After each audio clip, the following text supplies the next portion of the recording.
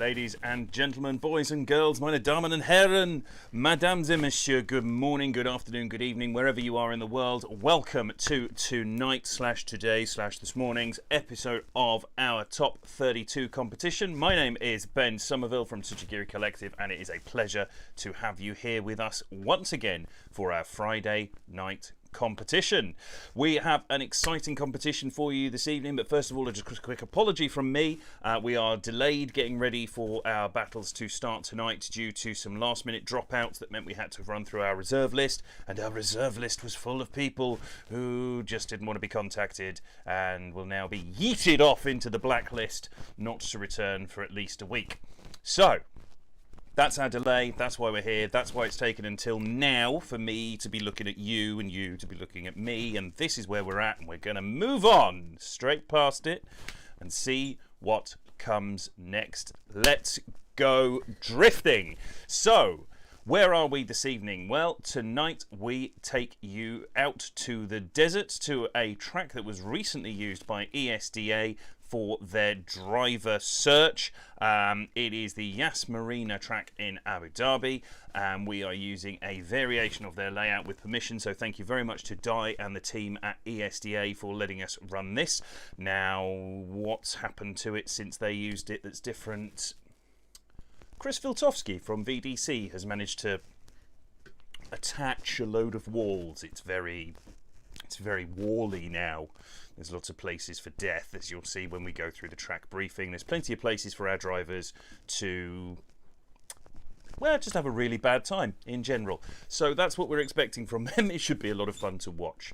We are underway with practice in the background now, so that we don't get held up in all of the admin stuff at the top of the show. Tonight's judges were meant to be 3 of us. Currently we only have 2, myself and Chris Viltovsky. In the event of us being opposed on the judging, we will end up just running it one more time. Sadly, our 3rd judges are unavailable at the moment. Our entire list of reserve judges are not available. Chris Ennis from Eclipse Motorsport is currently in the garage underneath the JZX 100 getting it ready for Carl Ferrar, and he is currently in the middle of fitting a dog box whilst the cage and everything else is still installed, so he's having his own personal hell, and we wish that upon him for abandoning us. So Chris, if you're there and you're having a terrible time, good. No, not really. Second, normally we have Caleb Dauphiné. He's currently out with his family on a camping trip in the middle of somewhere. So as long as he's not been eaten by a bear, he'll be back next week. That leaves us with a couple of others that haven't been able to be available at short notice. So here we are. We're down to 2 judges just for the time being. Myself, Chris Viltovsky, judging, me commentating, and of course Anders Unger, our ever reliable and resourceful start line marshal and general driver. Handler, I suppose, for want of a better word. Those are the guys who are going to be taking us through this evening. Let's move on with the show, shall we? Let's have a talk about some of the battle rules. We're going to run through those, then I'm going to show you the track as part of the briefing with the drivers, which we'll get to very quickly, so that you understand, if you have not been with us before, how things look during battles. Drivers compete in elimination head-to-head battles. Each battle consists of 2 runs. Each driver will lead and chase once per battle. The judges, in this case myself and Chris, will choose a winner based on the combination of both runs, or we can opt to send them again. If we don't see any way of distinguishing between the 2 drivers, we will send them again in a one more time battle. How do we decide whether they need to go again? We run through these requirements. Now, this has been important over the last few weeks, so please keep these in mind as we go forwards. The lead driver must run as close as possible to a perfect line, as per the driver briefing and the track map, which you will all get to hear in a minute. They must ensure that the run is easy to chase, and this has been one that has tripped up people recently. They have not been allowing for the transitions of other drivers, or they have been using excessive left foot braking and going too slowly. The run must be chaseable, otherwise what's the point of doing the sport? It must also conform to the throttle map as per the briefing, which we will get to very soon. And this is what we want from our chase driver in return. Our law of equivalent exchanges. They must initiate no later than the final countdown cone. Here at Yas Marina this evening, as you'll see as we go through the battles, if these guys are waiting to initiate until the countdown cone, yeet to the wall. No windows involved. Straight off to the wall. They will be having a terrible time. There is just no way you can slow down a fast-moving car between the countdown cone and the wall. I tried it repeatedly just to see if it was possible. The answer is niet, comrade. They must maintain closest possible proximity to the lead car without compromising their line. So that means no getting in the way during transitions, no nudging them just as they come out of clipping points and prepare for transitions. They must be allowing the lead car their room as required, and they must match or better the lead car's angles. So I'm going to drop down into the general chat filled with horror and awfulness and everything else, and if people aren't there for the briefing, then that is their problem.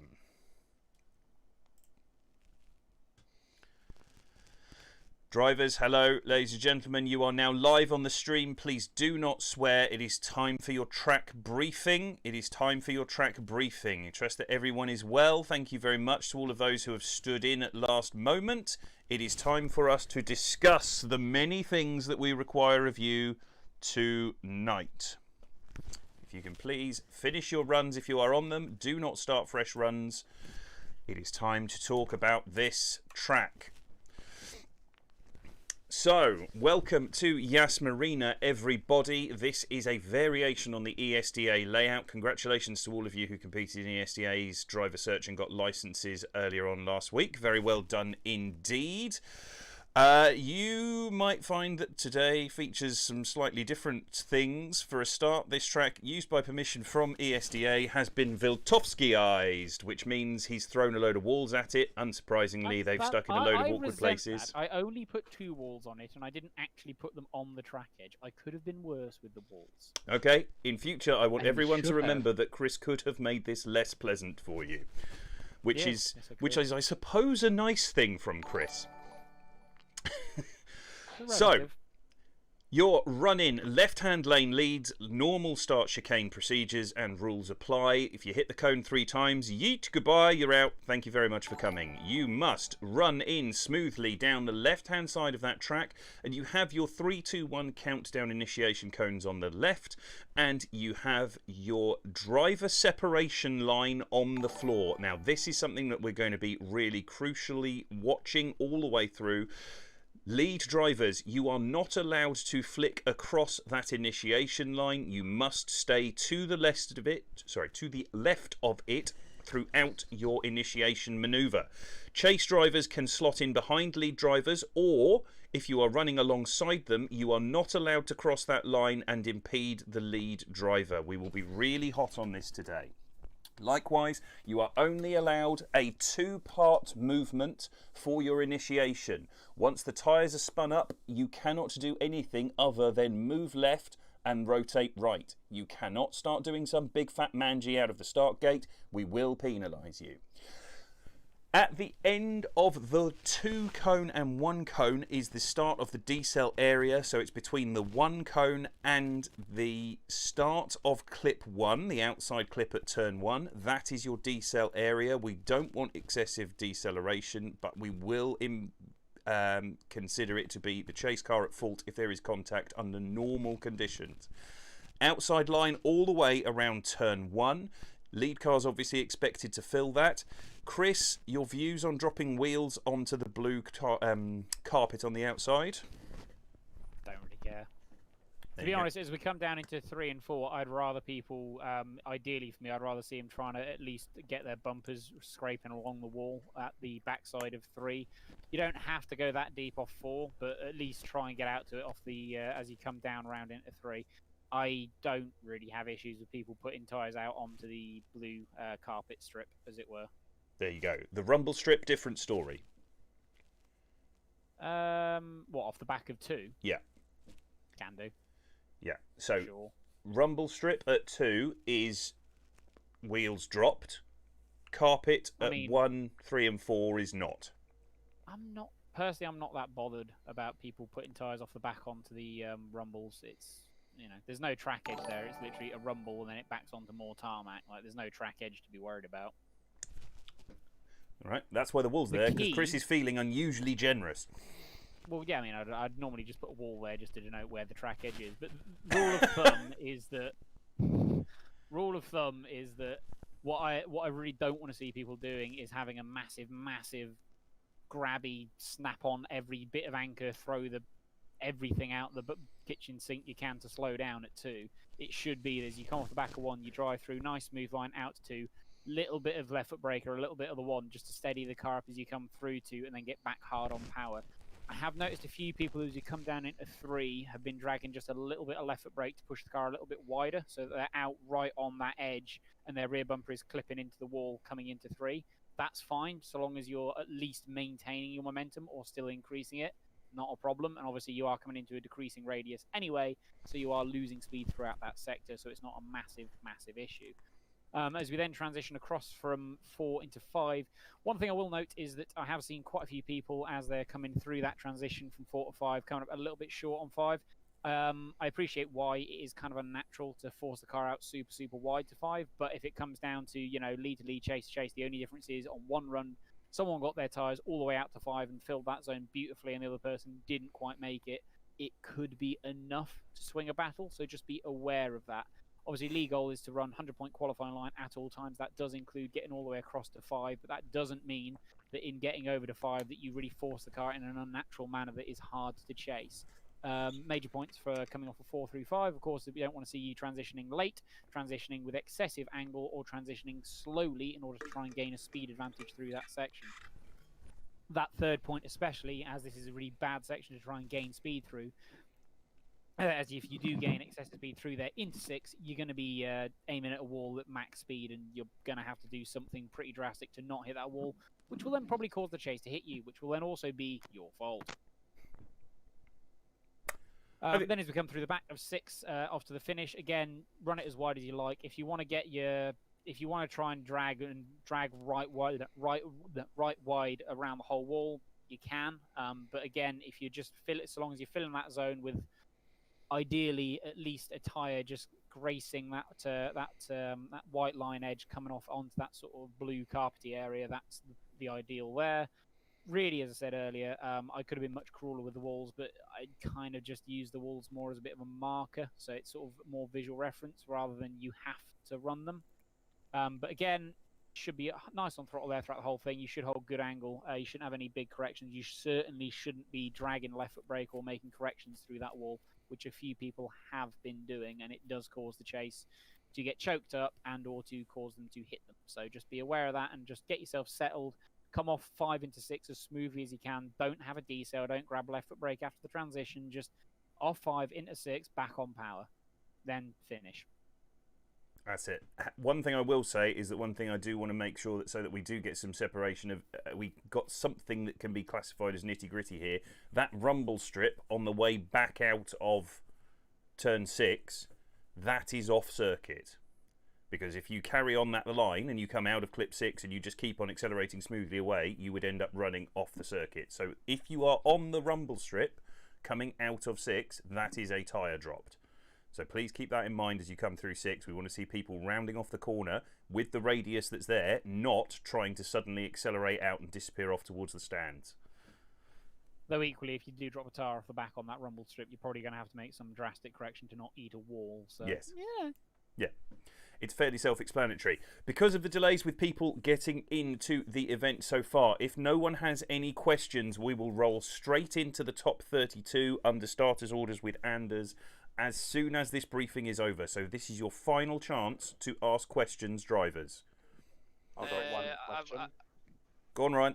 You got beaten to the punch, Ryan. No, you got beaten to the punch by someone else, Ryan. What? Shut up, let the other man ask.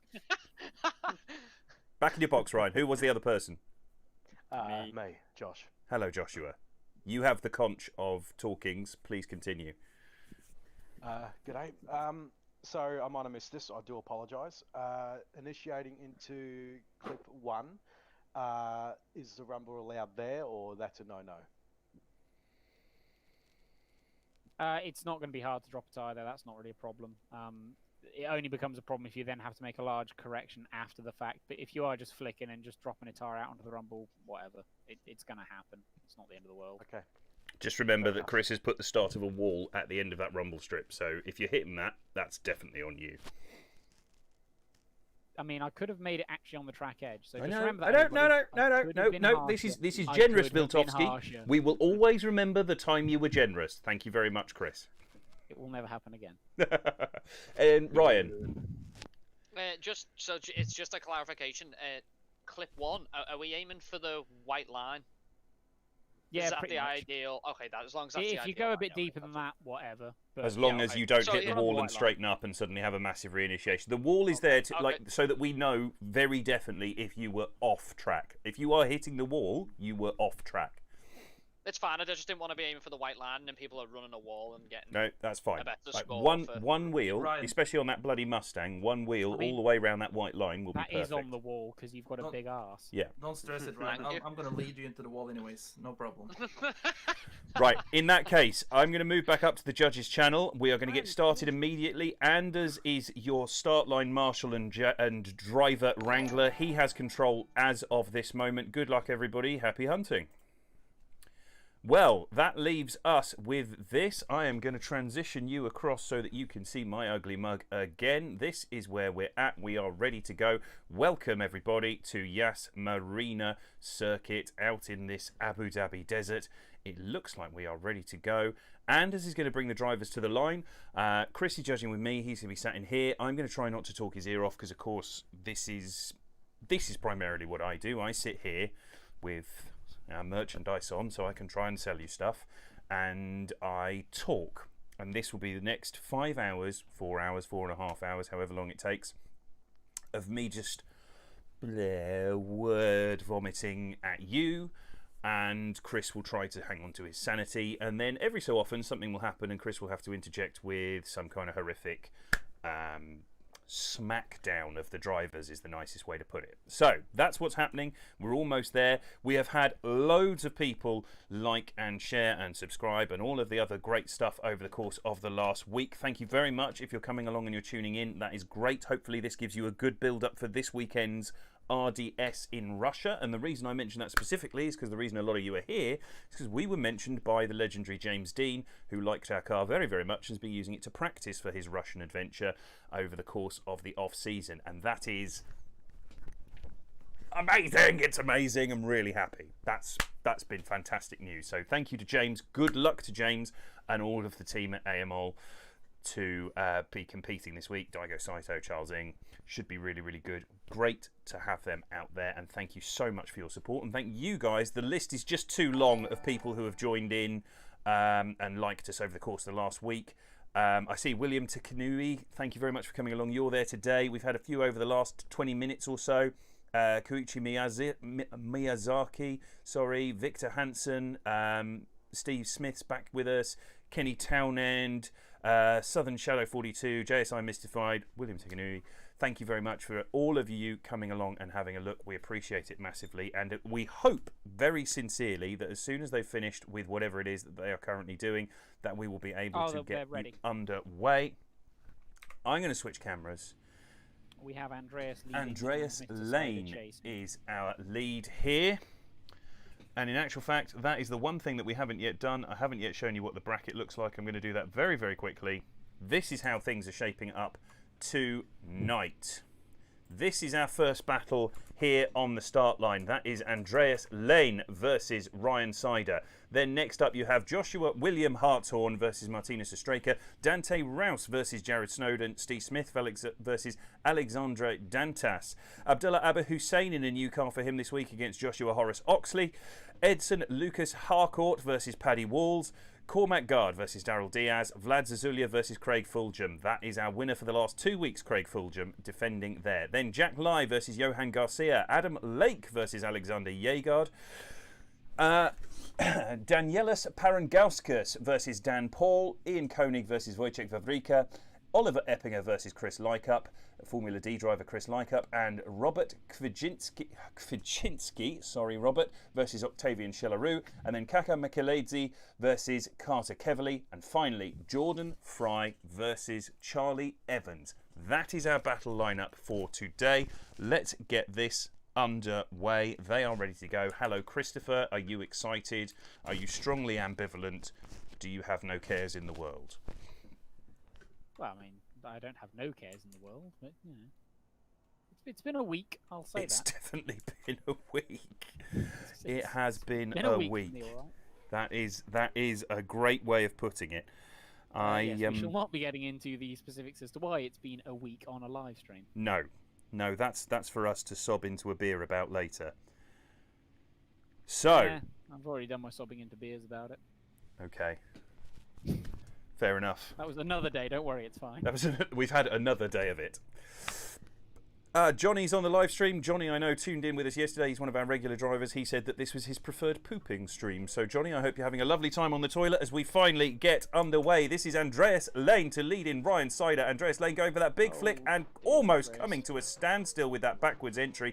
Ryan having to back right out up into the wall there. Now as they go through the transition, Andreas starting to run away. Ryan looking like he's feeling a little bit gingerler about this now. Gently coming back up onto that outside edge. Now through the transition out into 5. This is the final section of the track. Ryan getting a good transition there onto that left foot braking, trying to surge up onto the door of Andreas Lane. He is on that wall and through we go. That is our first battle of the night. And at some point I will find my The replay button. replay button. Well, precisely what happened there is exactly what Andreas said, which is that he was going to lead Ryan into the wall off of turn 1, and that is precisely what happened. That is exactly what happened. So, yeah. that's the thing. He wasn't lying. He weren't lying. Well, that's not an accent I ever expected from Ben. You do know Oh what boy, you mean. your I replay spent a is lot of time down in the very West Country. I like hanging out there. I like get myself some cider and some sheep, and then I'm having a good night. That's great. I mean, hello? Are you uncomfortable? Very. God, I hope you're uncomfortable. I'm Right, fairly unco- we Also, are here. Your replay is really zoomed in. Yeah, the replay is quite That is zoomed in. Thing, my dude. Anyway, second run. See if there can be 100% less failure. Right, they are under starter's orders. 100% less failure would be a lot less failure. Let's hope that we can have that one big failure reduced to 0 failures. As Ryan leads in Andreas Lane, this is it. That Mustang so fast off the line. Is Ryan able to hold it out of the wall when he's not being led into it by Andreas? Yes, he is, but Andreas having to shortcut basically the entire run there to get right up onto the door. As he comes round, that's it, out onto that wall. Nice line from Ryan, easy to chase there, which is going to be in his favour. Quite a bit of left foot braking as he goes through that transition, but gets it stabilised up onto the wall. That big Mustang, very, very hard to slow down. And across the line, let's have a look at that again.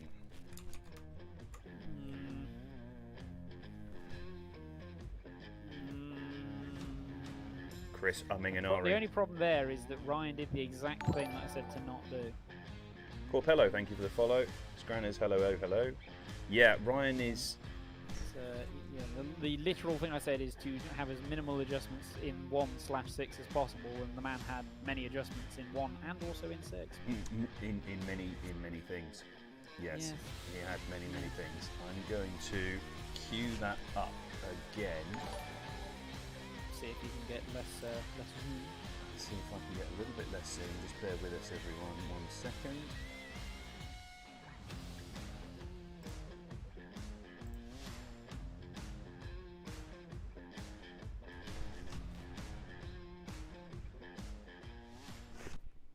Let's watch that again.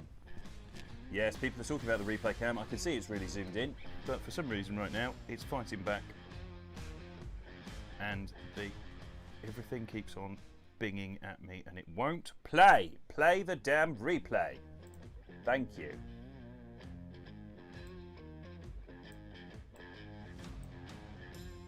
Okay, I can see that it's very zoomed in, although in this one instance that might end up being useful. Oh, that's a bit better. Anyway,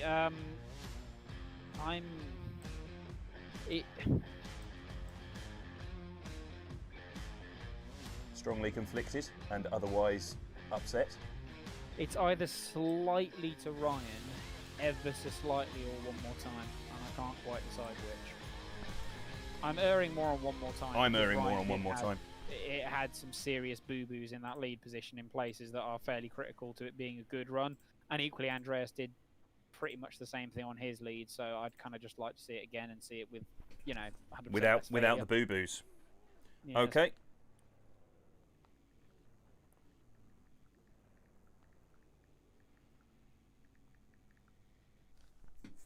Well, that's it. I've put them under. One more time. Craig, yes, I've seen your PMs. I'm trying to get everything sorted. I'd managed to rescale everything else with the new settings. Craig Fulgham was very generous. Craig, of course, oversees the live stream for VDC. He was very, very generous and came and gave me some settings so that we could improve the quality for you guys. And I thought I'd resized everything so that it was appropriate. And, of course, the one thing I missed, because it's a blank screen unless it's in use, is the replay cam. So I'm getting loads of messages from people telling me that the replay cam is too zoomed in, and yes, I know, I've seen it. As we get back underway, I've got a simple solution, chat. It's called "We're aware of this problem and we're working on it." We're working on it. There is a technical issue. Let's go back to the action. Here we go. They are underway this time. Andreas Lane not leading Ryan into the wall. With 100% less failure. There it is. That's what we were looking for. As they are underway, this is that big transition from Andreas Lane. Is he going to be able to knock out Ryan? Ryan has been one of our most consistent competitors recently, but look at that surge up onto the door from the man in the big old Mustang. That is looking pretty strong from Ryan there. Let's see if my replay camera is a bit more watchable as we switch across. Andreas Lane much better through that first section. Go on. I was just seeing if the replay camera is less bald. Who knows? Less balked. Somewhat less balked. 60% less balked. Yes, we'll go with 60% less balked. It'll be even better next time. Woo! Everything we do, we become a little better in everything we do all the time. I don't know what that was about. Please don't at me for that one. That was just a terrible accent. I apologise in advance. So, now we go back to this battle. We are one more timing our way through this entire thing. This is Ryan Sider to lead in Andreas Lane for the second half of that one more time. Ryan absolutely lighting the tyres up on that Mustang. All four wheels locked up as he gets out into turn one there. Back on the power, but Andreas Lane is right there. These guys very evenly matched through this early part of the course. That transition quite slow from Ryan, but look at him filling that outside line all the way round between 2 and 3. Now coming up onto that angle up. Just getting out to the wall at 3. Now through, at 4. Now through 4 and 5. This is going to be crucial here. Is Andreas going to be able to bring the pressure like Ryan did through that final section and across the line? Let's watch that again and see if it's visible this time with our replay camera. Maybe. Maybe. That looks more replay-ish. I'll find out when the stream catches up. Yeah. The stream is caught up. There we go. It does look. Yeah, there we go. The scaling's correct. Well, nearly. Maybe. Nearly. Yeah. We'll roll with it. That is some... See, this is what happens when we get a great matchup in the top 32, is it becomes very difficult to decide between them even early on. That's actually a very even battle in my book. I have a slight advantage to one driver. Chris, do you? I think chase to chase, there's a slight aggression advantage. Yes. But then...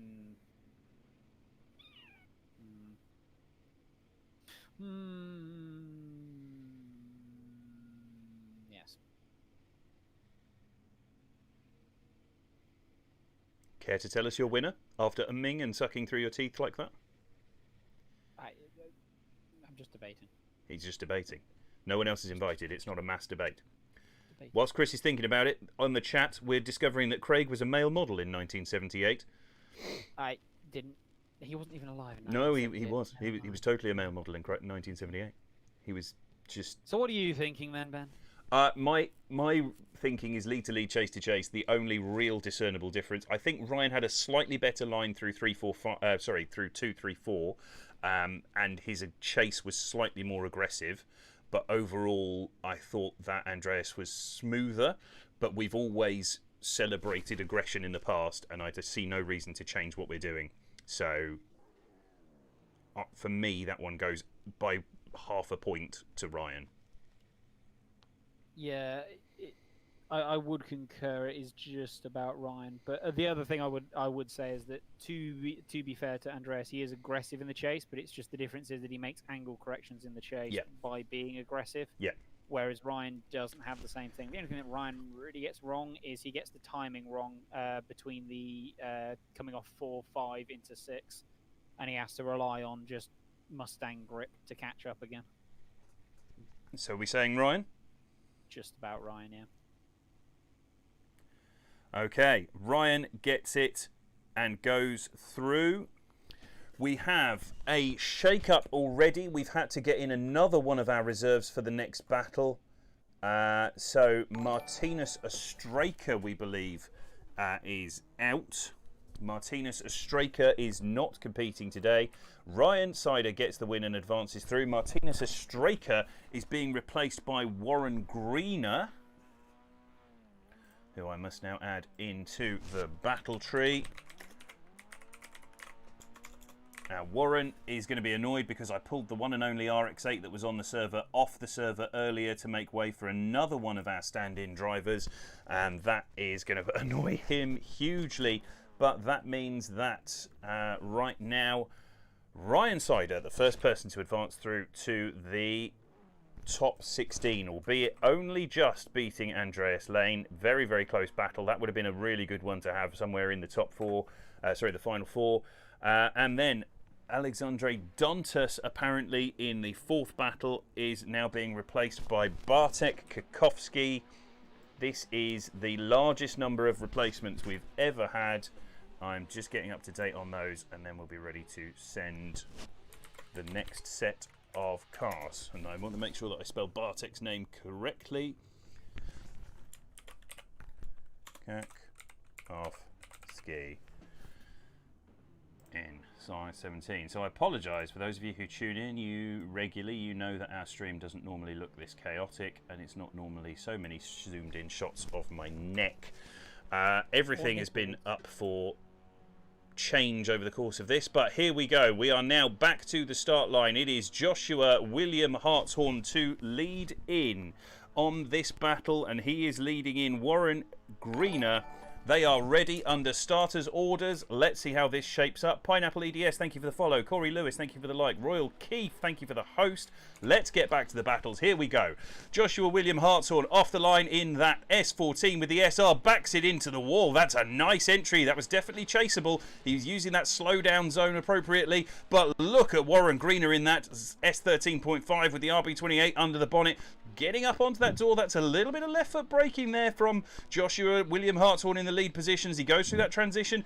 Doesn't get that left foot braking there, which he was doing in practice, but did end up having a little bit of a wobble through the transition. But they're there now and across the line. Let's see that in the replay.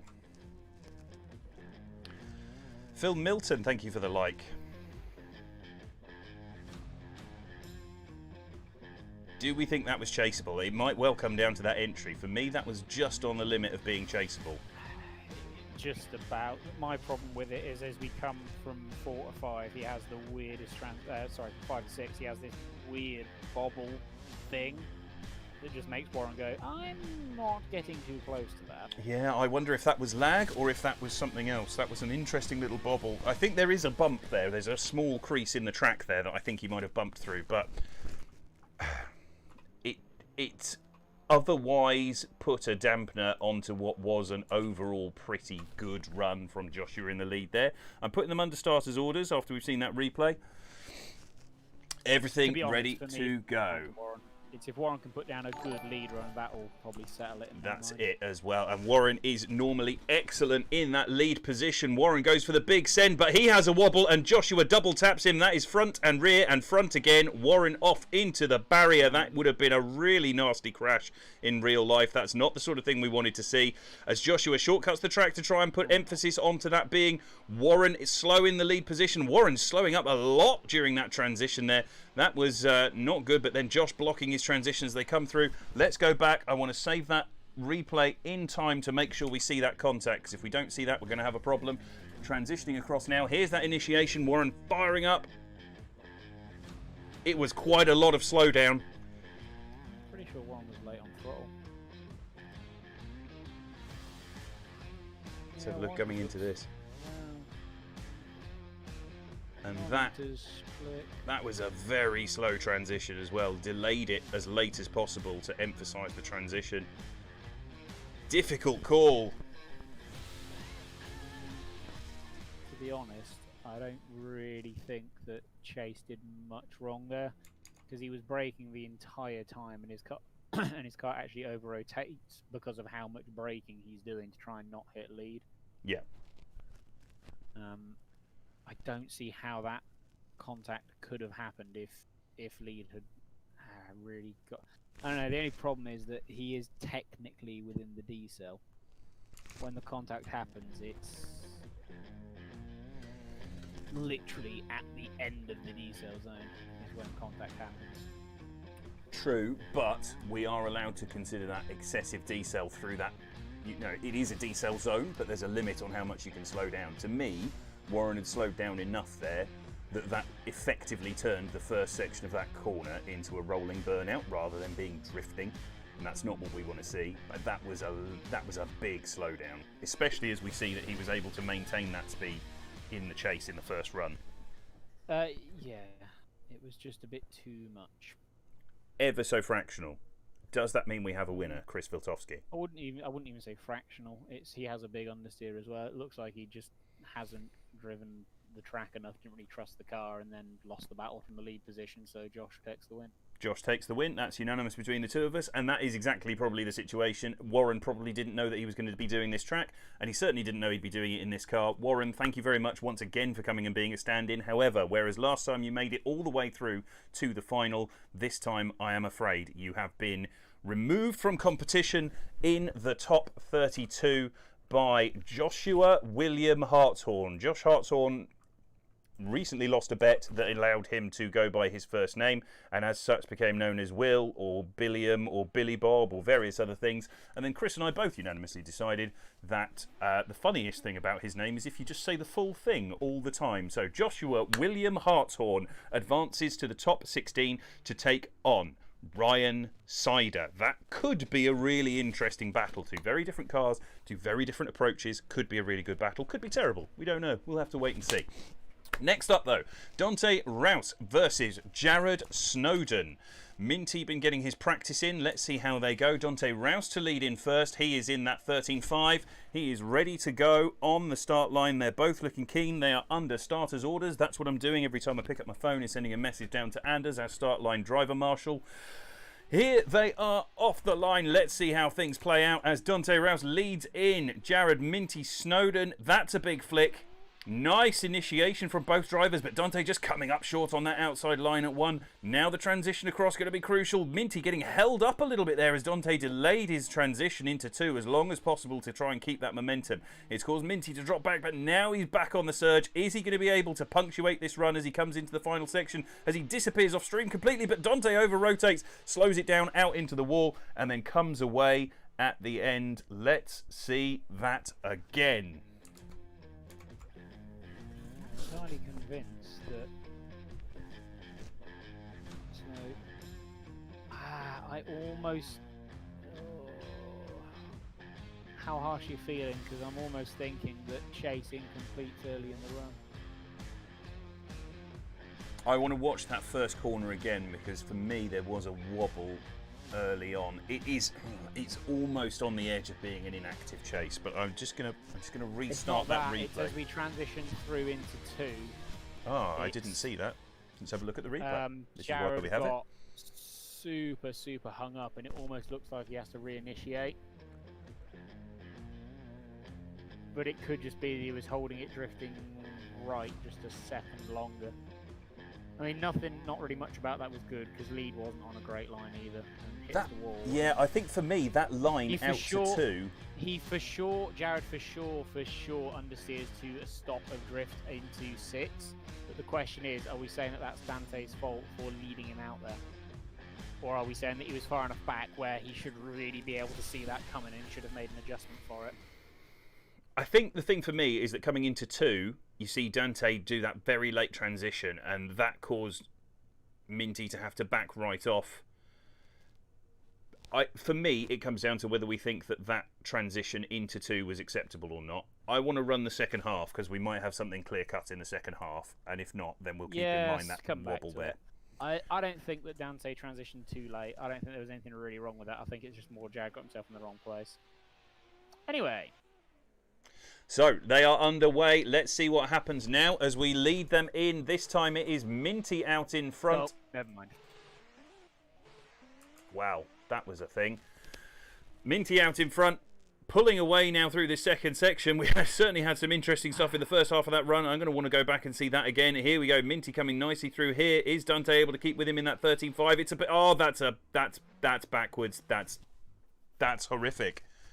That is not what we want to see in any situation. Let's go back and see if we see that first error in the lead position, though, as we get them underway again. So, Minty in that lead position.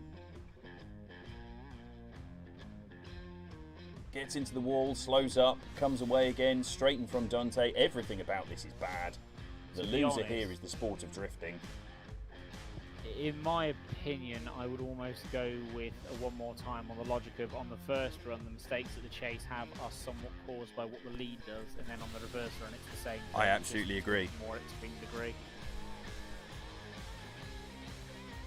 I am sending that message to Anders. We're going to run that one again as I bring you back across onto our top 32 camera. Just the bad. I've sent them a message and it read like this: Anders, OMT, and tell them to be better. That's what we want. We want better drifting, guys. Both of these drivers are capable of way more than that. Minty was on until the early hours of the morning practicing, trying to get things sorted and dialed in.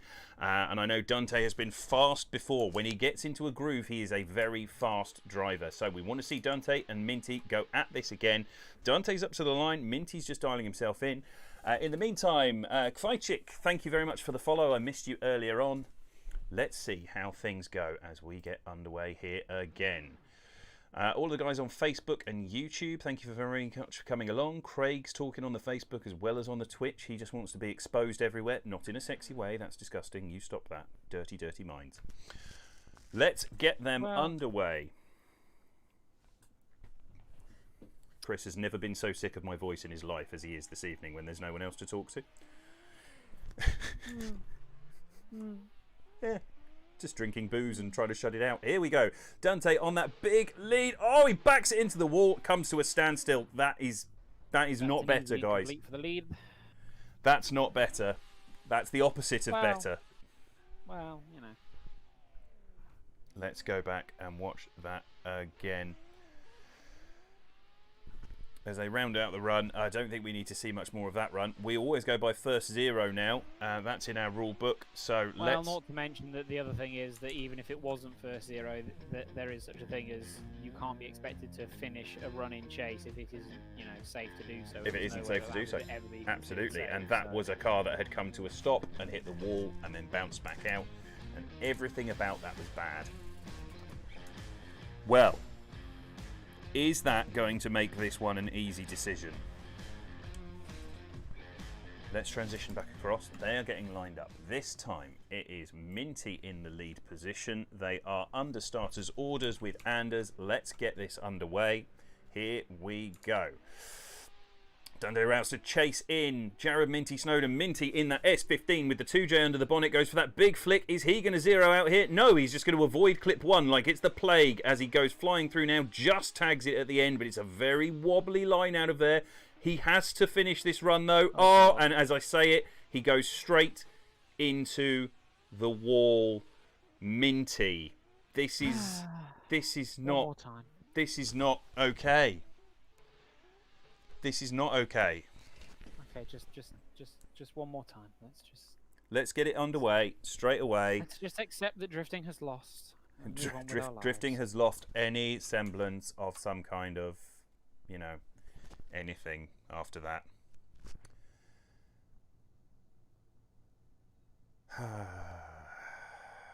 I've put them straight away under starters orders. We're not even going to watch the replay on that one. Actually, while they line up, there you go. You can have a look at that. Oh no, Dante has just left the server. Good news, Dante has left the server, so that's fine. So then, you know, I'm gonna call that as a default win. Or are you not as harsh as me? No, I have to give him his 5-minute rule.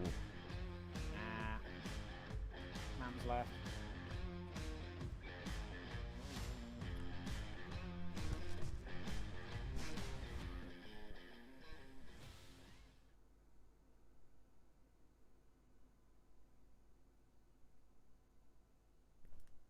Oh, hang on. It looks like he might have... He has to go. Yep. He's got to go. So he has withdrawn, which means that by default, Minty lucks his way through into that top section. Dante has had to leave for external reasons. We classify that as the same as we would with a technical failure in a real car at an actual event. For the sake of something else, let's say Dante's thrown a piston. Or a rod out. He had an SR20, thrown a rod out the side. Oh, it's an RB. Oil starvation issues. Either way, we get to move on, which means it is Steve Smith versus Bartek Kakowski, one of our late stand-ins. Dante, we're sorry that you had to pull out. That is okay. We will move on. So, we will move on into this. This is Steve Smith, the man whose car livery looks like a nasty acid trip. It is the Nightmare Before Driftmas livery, and he is leading in first, being chased in by Bartek Kakowski. Yeah, this is one of those times I'm quite glad where I just have these cars showing as white and black. So, I'm not Steve saying Smith. that I detest that livery. Do you really hate it that much? The Nightmare Before... It's just a bit much, really. It's so Just a much. bit much. What it needs is it needs some sponsors over the top, and then it would break it up. But right now, it's just like, oh, God, Tim Burton's going to turn up and sue us all as Steve has a nightmare before Driftmas, or at least a nightmare during Driftmas, gets it sideways, puts it in the wall. They both turn around and go back to the start. We're just going to watch it for the sake of it. This... I'll be honest, No, we're people. not. No, don't watch the replay. Don't do it. Don't do it. Just I'll be send the honest. second run. This Send the is second this is not what we wanted to bring you on a Friday night in the build-up to one of the biggest rounds of the start of the year. This is not how things are meant to look. Putting it straight into the wall. We can't assign blame to anyone but Steve there, as Bartek Kakowski now will take the lead position in that 2JZ powered GT86. He's off the line. This is why sometimes we get these events where things go badly as Steve puts it in the wall all by himself. Bartek, however, hooks it up nicely in that 2JZ GT86, firing through that middle section, through the power alley. A nice slow rotation there out to 2, but he's keeping it steady. He's not doing anything more than he needs to. He's already got the win on this one. Bartek Kakowski will advance on to the top 16. He's taking this now just as a practice run to get us round and across the line. Thank you, Bartek. It is nice to have a completed run as Bartek gets the win. Steve Smith taking himself out of competition with a 0-0 there. So the first 4 for our top 16 are decided. It is Ryan Sider versus William Hartshorn, the man they call Billiam, Joshua William Hartshorn, and then Jared Snowden and Bartek Kakowski, both defaulting their way through to the top 16. So, next up, it is going to be a lead run from Abdullah Abu Hussein. He is leading in Joshua Horace Oxley. Then Edson Lucas Harcourt versus Paddy Walls. Cormac Guard versus Daryl Diaz. Vlad Zazulia versus Craig Fulgham. That's the entire left-hand side of our top 16. So next up, Abdullah Abu Hussein versus Josh Oxley. They're coming onto the server now. And hopefully we'll have some better drifting for wait you. for them to load in, we have some interesting news from Russia. It would appear that Gorcha, the SR holdout, has indeed gone over to a 2J setup. Now, I'm not saying he's done this out of potential worry that there are a couple of Irishmen joining RDS this season, but I'm not saying that either. No. Gorcha Chevchen is a very good driver, though, and he did very well. Fantastic driver, but equally, it makes sense whether he'd want to actually be able to fight Jack and James on an even playing field. I'm not sure whether Jack's going to be on an even playing field. He's in that Supra monstrosity, isn't he? True, but at least that has a JZ in it. True. I mean, it's enough power, and the Russian tracks definitely suit power. But then we say They that suit power, yeah. Gotcha is like a 2 or 3 time Russian champion in that SR20. Oh, that SR was like a equivalent to a Mazworks build, pushing like 700 and something wheel. Yeah. It was not a. It was a serious Oh, SR. it's a really serious SR. One of the most serious SRs in the world. Certainly in drifting, not in drag racing. I know that there's obviously some crazy ones there, but and time attack as well. But as a drift engine, that thing was absolutely insane. So, who's our first battle here then? our first battle here is Abdullah Abu Hussein. He's going to be coming up to the line to lead in Josh Oxley. Now, Abdullah Abu Hussein, he is moving across to a new car this week. He's seen Craig Fulgham have an absolute stormer of the last rounds, in that 2J RPS 13, the Stefan Stefanov BDC Pro replica, and he's decided, I don't want no more of that 13.5 rubbish, and moved across into the 2J powered version instead. So this could be interesting. It could be terrible. I'm hoping that he's got everything hooked up and is ready to go. He's facing Josh Oxley, who's in the V8 S14. Now, Josh moved on to a different setup last night in terms of his driving setup. He changed some tyre pressures. He went down a lot of tyre pressures, and I can feel Chris tensing up in my ear just through the 14,000 miles or so that we're separated by. Chris doesn't like low pressure stuff on these tyres. No, I like low pressure stuff in general, but I'm just aware that on these tyres that you are much, much, much faster on a high pressure. That is true, but the thing I know for a fact that the VDC boys, the rear tyre pressures run between 28 and 31, depending on pond track temps and sort of how long a run is. Absolutely. So if he's running less than that, he has now gone back to for crying out loud. What's happening, Anders? Tell us a thing. We want to get these guys going.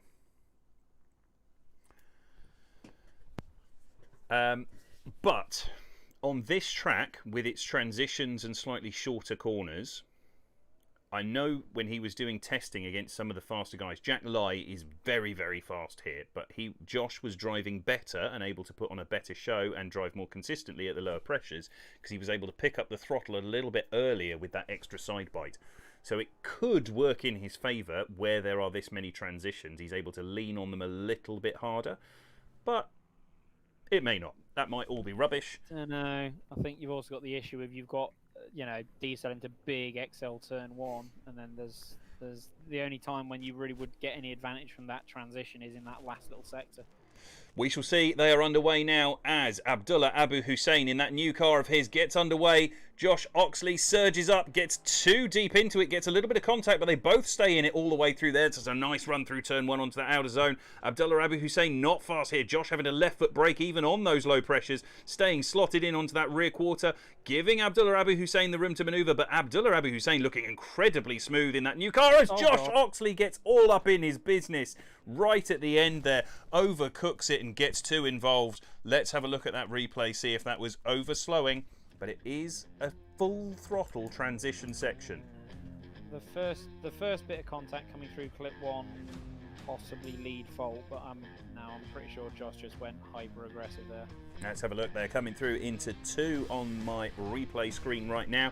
Josh doing a really lovely job in the chase position in this early part. This is where the transition starts to unravel for him. He gets onto it hard through 5.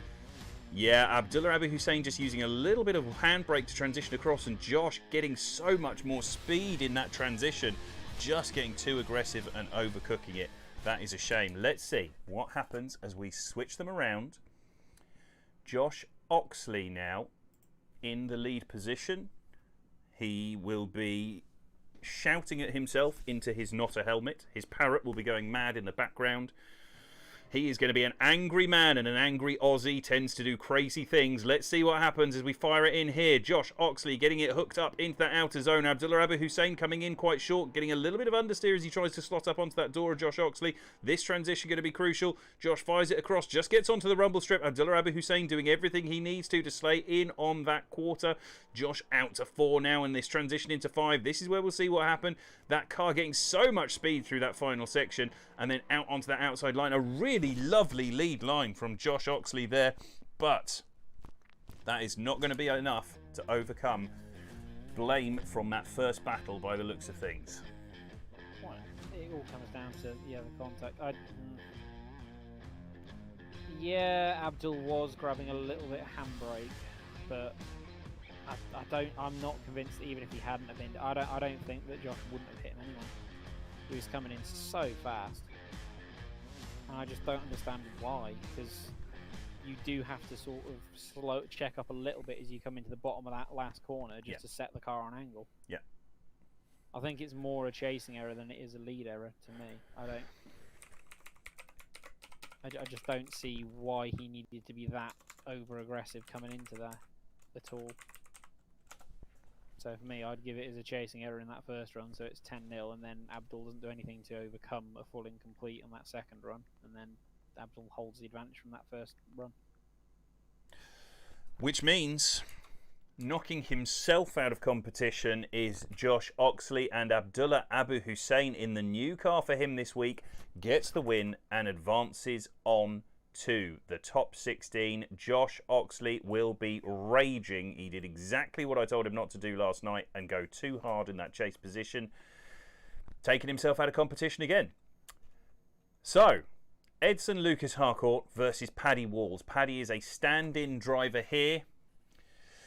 Let's see what happens. Paddy is a stand-in driver for one of the guys that dropped out. Paddy thought he was never going to get a chance to drive tonight because he thought he was way too far down the list. We've had so many people drop out that Paddy is up with us driving now. I'm assuming that that is who I'm looking for. People without their name in place really annoy me. Edson Lucas Harcourt, you need to sort your naming out online, please. It's part of our rules. We need to be able to see who you are more easily than this. I shouldn't be peering at a screen trying to find you. Either way, we're moving on. Josh taking himself out of competition there. Too much aggression from half of Team Hotboy. Oh dear God. Does that upset you, Chris? It does rather. Yeah, it upsets me too. They're so Hotboy. It hurts. Would it make Low Origin happy? It would make Low Origin rigid.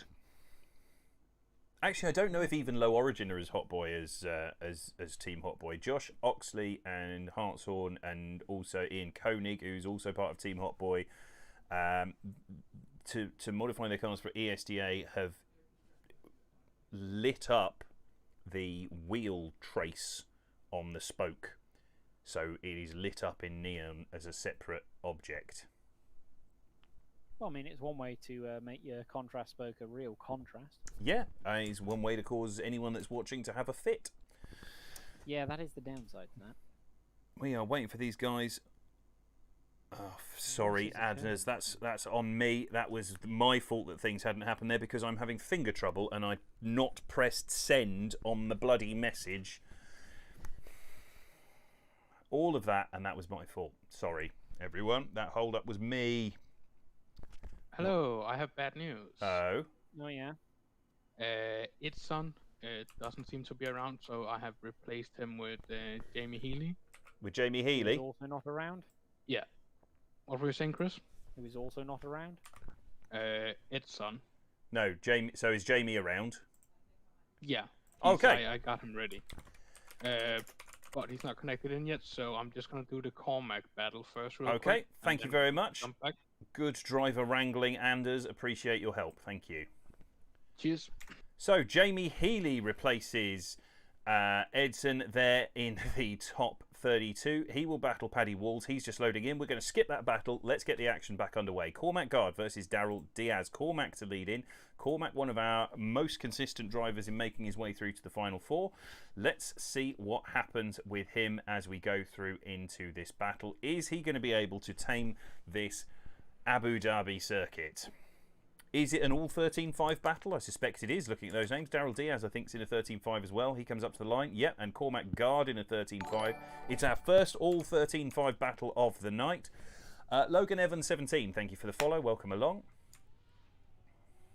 Let's get this going. Let's get going. Cormac comes up to the line. They are under starters orders, and I pressed send this time. I'm not going to make that mistake too many times tonight, I hope. I can feel... Well, Cormac, this, why have you gone back Cormac to the just- pits, Cormac? Now, if this was me and this was VDC, that would now be an incomplete for the first run. We'd be running the second run because you only have 30 seconds to get to the line after you've been called in VDC, and this is now more than 30 seconds. Yes, it is. And we will be So- executing that rule going forwards. It's a fun rule because it means if people do stuff like that, you just go, oh, that's a shame. You just forfeited your first run. Mm. What? Yes. Can't go for 5 minutes. No, you can't. You could have if you'd notified us first. Right, Cormac Guard to lead in. He is up against Daryl Diaz. Cormac Guard versus Daryl Diaz. Cormac in the black S13.5 in the lead. Daryl Diaz in that yellow 13.5. Identical cars. But obviously they have got the ability to set them up how they want. But Cormac Guard on a lovely lead run, and it's allowing Daryl Diaz right up onto that quarter. Look at that manoeuvring from Daryl Diaz, surging up onto that front section of Cormac Guard's car. A little bit of contact there probably from the lag bump, but both drivers holding in together nicely. This is a beautiful bit of drifting from both guys. Cormac slotting in onto that outside line, rounding across the line, but Daryl Diaz absolutely in that fight all the way through. That is the first battle that I'm excited to see again. Let's have a look at that. Your thoughts, Christopher? Strong 6-4 chase. Yeah, that was really nice. I enjoyed watching that a lot. Lead 7-3. No, strong 6-4. He has a couple of little errors as he comes through the last couple of transitions and has to make the gap up as he comes into flip 6. No, strong 6-4. Not a perfect chase, but a very, very good one from both drivers, in fact, there, because the only way you can have a good chase like that is if you've got a solid lead that you can trust, and Cormac laying down an absolutely beautiful lead there. Very few corrections in that lead position, but now we have switched them around. It is Daryl Diaz to lead in Cormac Guard. They are off the line, firing down. Daryl Diaz in the yellow car, Cormac in the black. These otherwise similar cars. Oh, has Daryl overcooked it? No, he hasn't. He went as wide as you could possibly go there without dropping off the side of the track. This transition going to be crucial. All onto the rumble strip, backing it through two. This is some aggressive lead from Daryl Diaz. Just fills 3, not as consistent as Cormac through 3 and 4. A much more high impact run, but I don't know whether it's got the line advantage that Chris will be looking for as Cormac slots right up onto his door and across the line. Let's have a look at that again.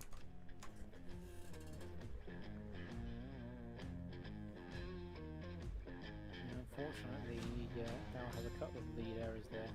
Through turn 1, he has a couple of little things. Really, really good transition through 2-3, like super aggressive. That's great to see. And he's alright, 4, 5, then he sort of straight lines through 5 and not really get out deep into it. Yeah, that's the thing for me, is that lead was super high impact, but actually it lacked the precision that would have allowed Cormac to put the pressure on as much. Yeah, it's really as we come through, as we flick into the entry on that lead position, it's just he's just a bit weird on throttle, has an understeer as he has to sort of get back out of it to not hit the wall, and then Cormac does really well to slot up into him. And then Cormac just goes for like normal transition through, and then Daryl just went super hard. Cormac does a really good job just catch back up mirror, and then it's literally the separation that's into that last section is caused because Daryl just transitions early and doesn't get clip 5. So for me, it's lead to lead, it's Cormac all day long, and then chase to chase. I would still give Cormac a slight edge in the chase because he had a much harder job to chase. Daryl was just trying to be super aggressive, super impact heavy, rather than worrying so much about getting that line right and getting that 100-point qualifying run down. Yeah, I think So that's the for me, crucial thing for Cormac people to win. realise is how important that target of a 100-point qualifying lead run is from the guy out in front. And in this instance, the impact of that run was excellent, but the ability to actually chase it was hampered by the fact that it was nowhere near a 100-point qualifying lead run. If it would have been in the 80s at best. So, and that's just from those little errors. You know, he's not filling clips. He's hard to transit. Great impact. Really, really beautiful run. I enjoyed watching it in terms of the style. Huge style points for Daryl there. But the consistency comes from Cormac for me, same as Chris, which means Cormac Guard gets the win and advances on to the top 16. However, Daryl, clearly an excellent driver. That's the first time I've seen him drive in that kind of capacity, and that was really nice to watch. I'm looking forward to seeing more of him in the future. He's not one of your VDC drivers, is he? Nah. No? No, he did compete in the Drift Masters Virtual Championship. Oh. I don't think he did particularly well at his round, but he's a decent enough driver. It's just one of those things where, as you said, it's so the way that I sort of do the split. So I prefer doing the averaging system for qualifying. So the way I sort of do the split in my head is I sort of look at it as about 60 points of that is line, 30 points of that is angle, and then 10 points of that is impact or style, depending on whichever you prefer saying. So you just got to remember that, you know, that last little bit is that, you know, the impact is the difference between a 90-point and a 100-point run. Yeah, it is not the difference between a 70 and a 90. Yeah, exactly. Yeah.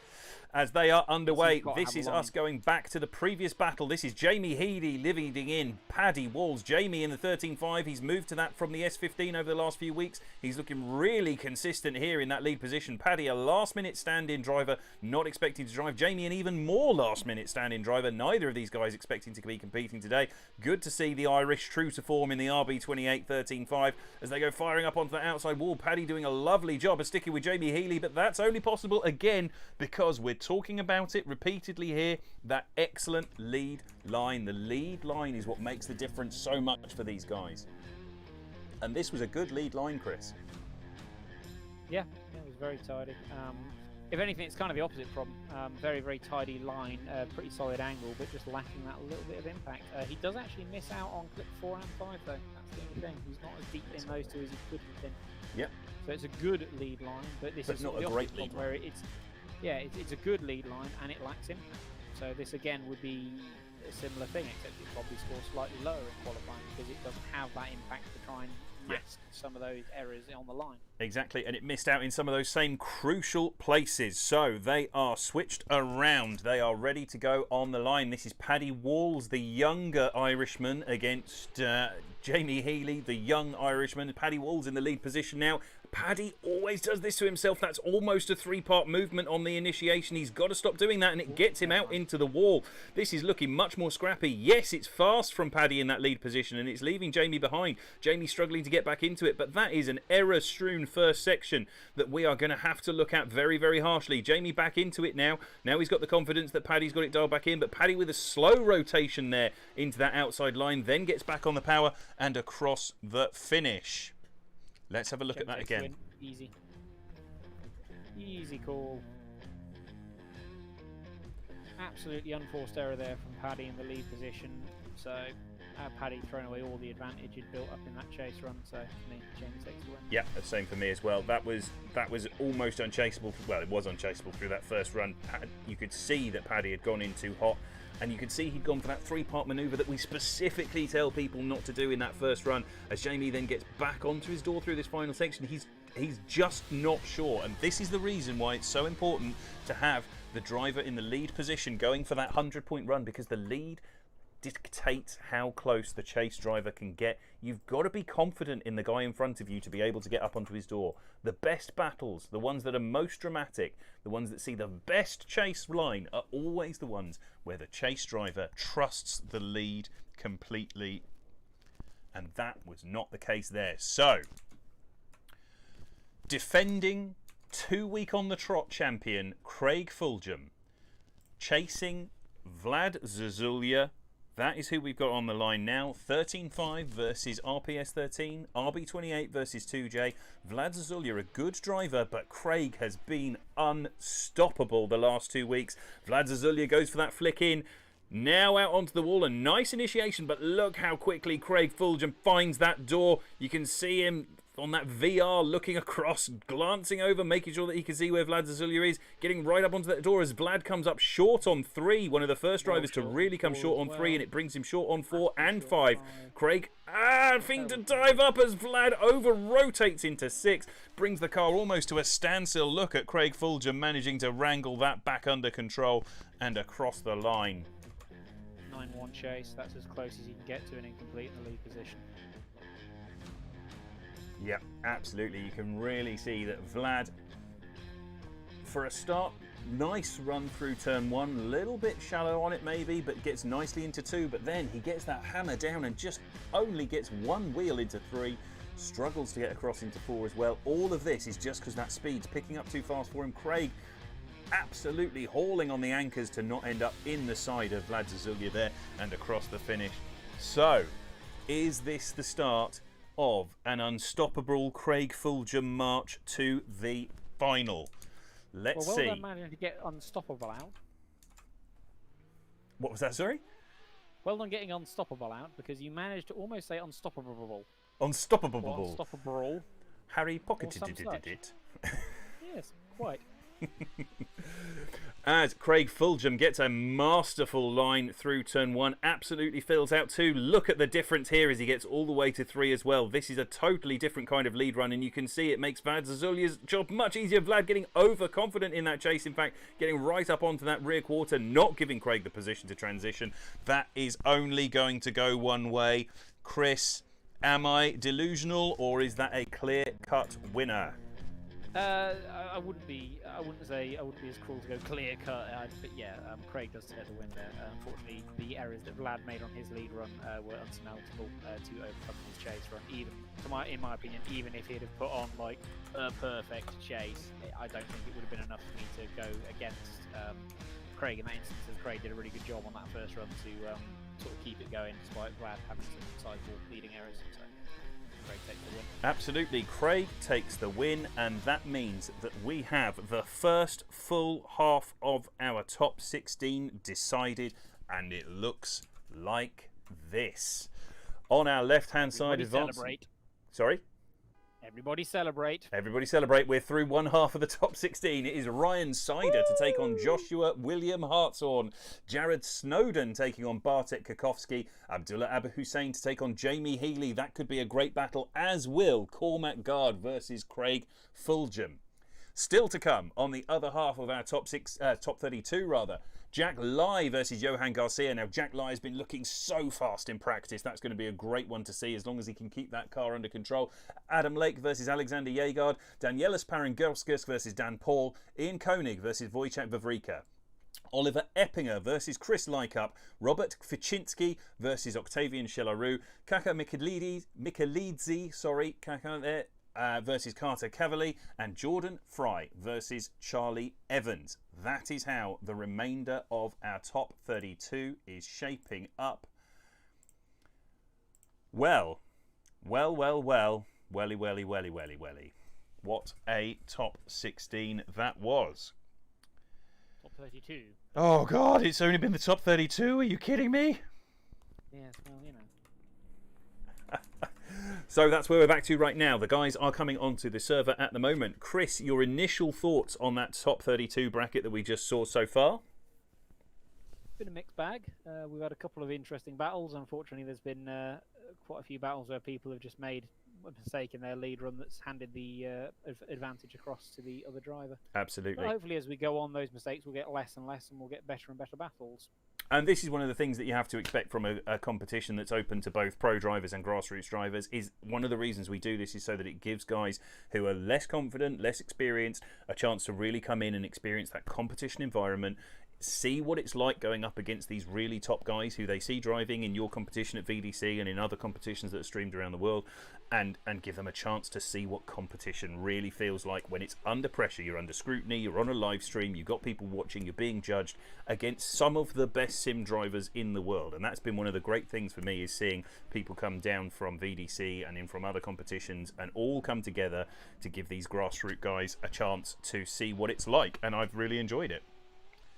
But my mind, the second you said under pressure, there was only one place my mind went. Yes.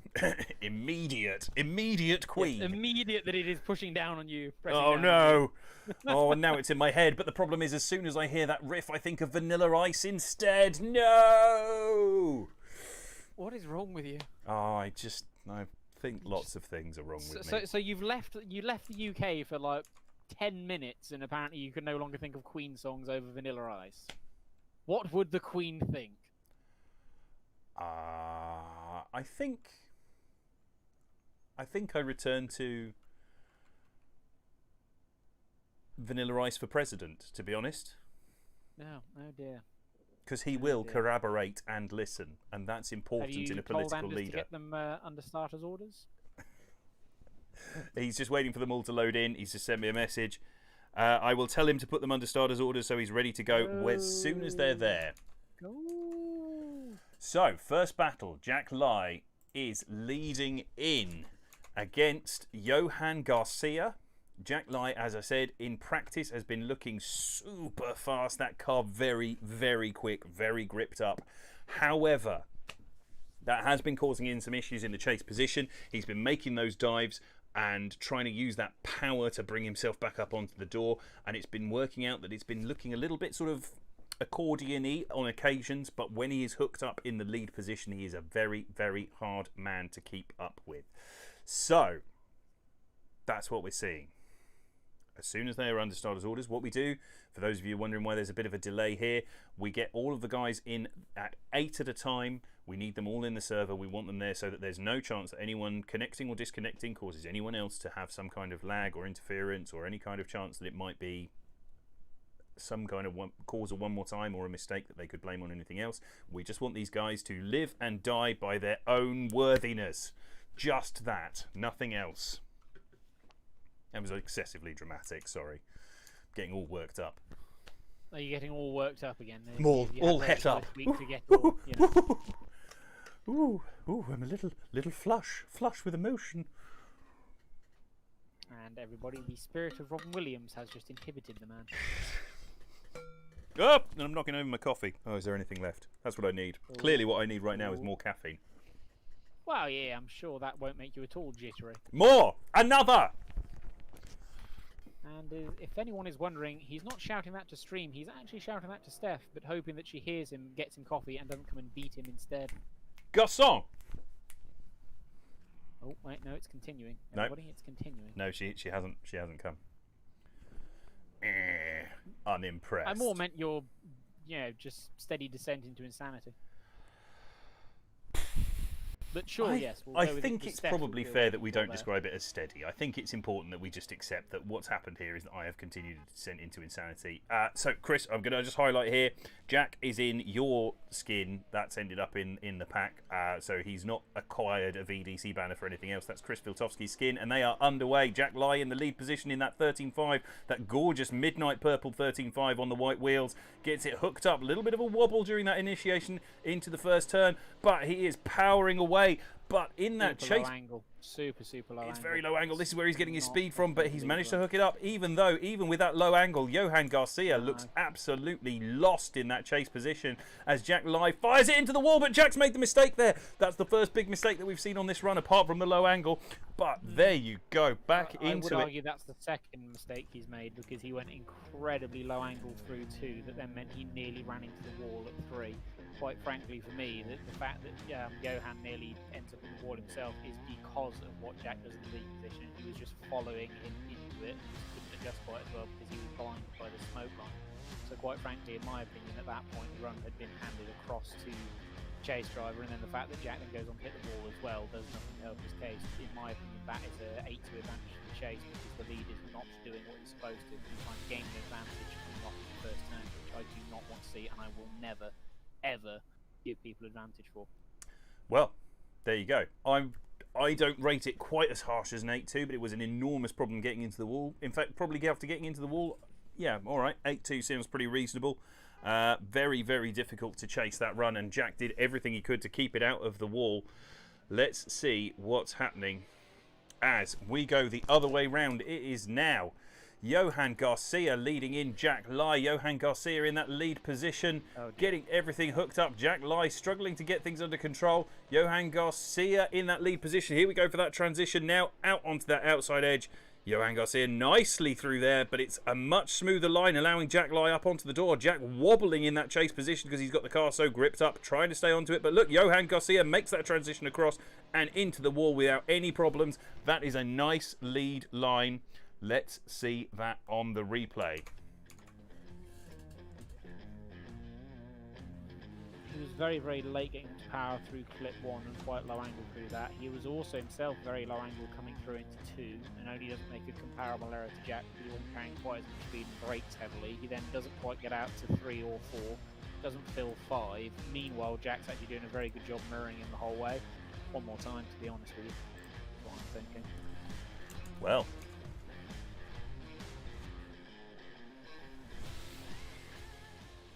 does thou disagree? I'm actually going to watch the replay cam one more time because I just want to. I get what you're saying, but for me coming through here, I'm not sure if it was so bad that it's an 8-2 advantage to Chase because he. I think Chase does a fantastic job of mirroring him through like the sort of pretty much the whole track. The only time he backs off is coming into 3. He's coming off 2 into 3. The only errors that I see really from Johan there are ever so slight between 4 and 5. He doesn't quite feel it as much. It's not fast, and Jack does a great job holding it underneath. But it's also he's very, very late picking up throttle.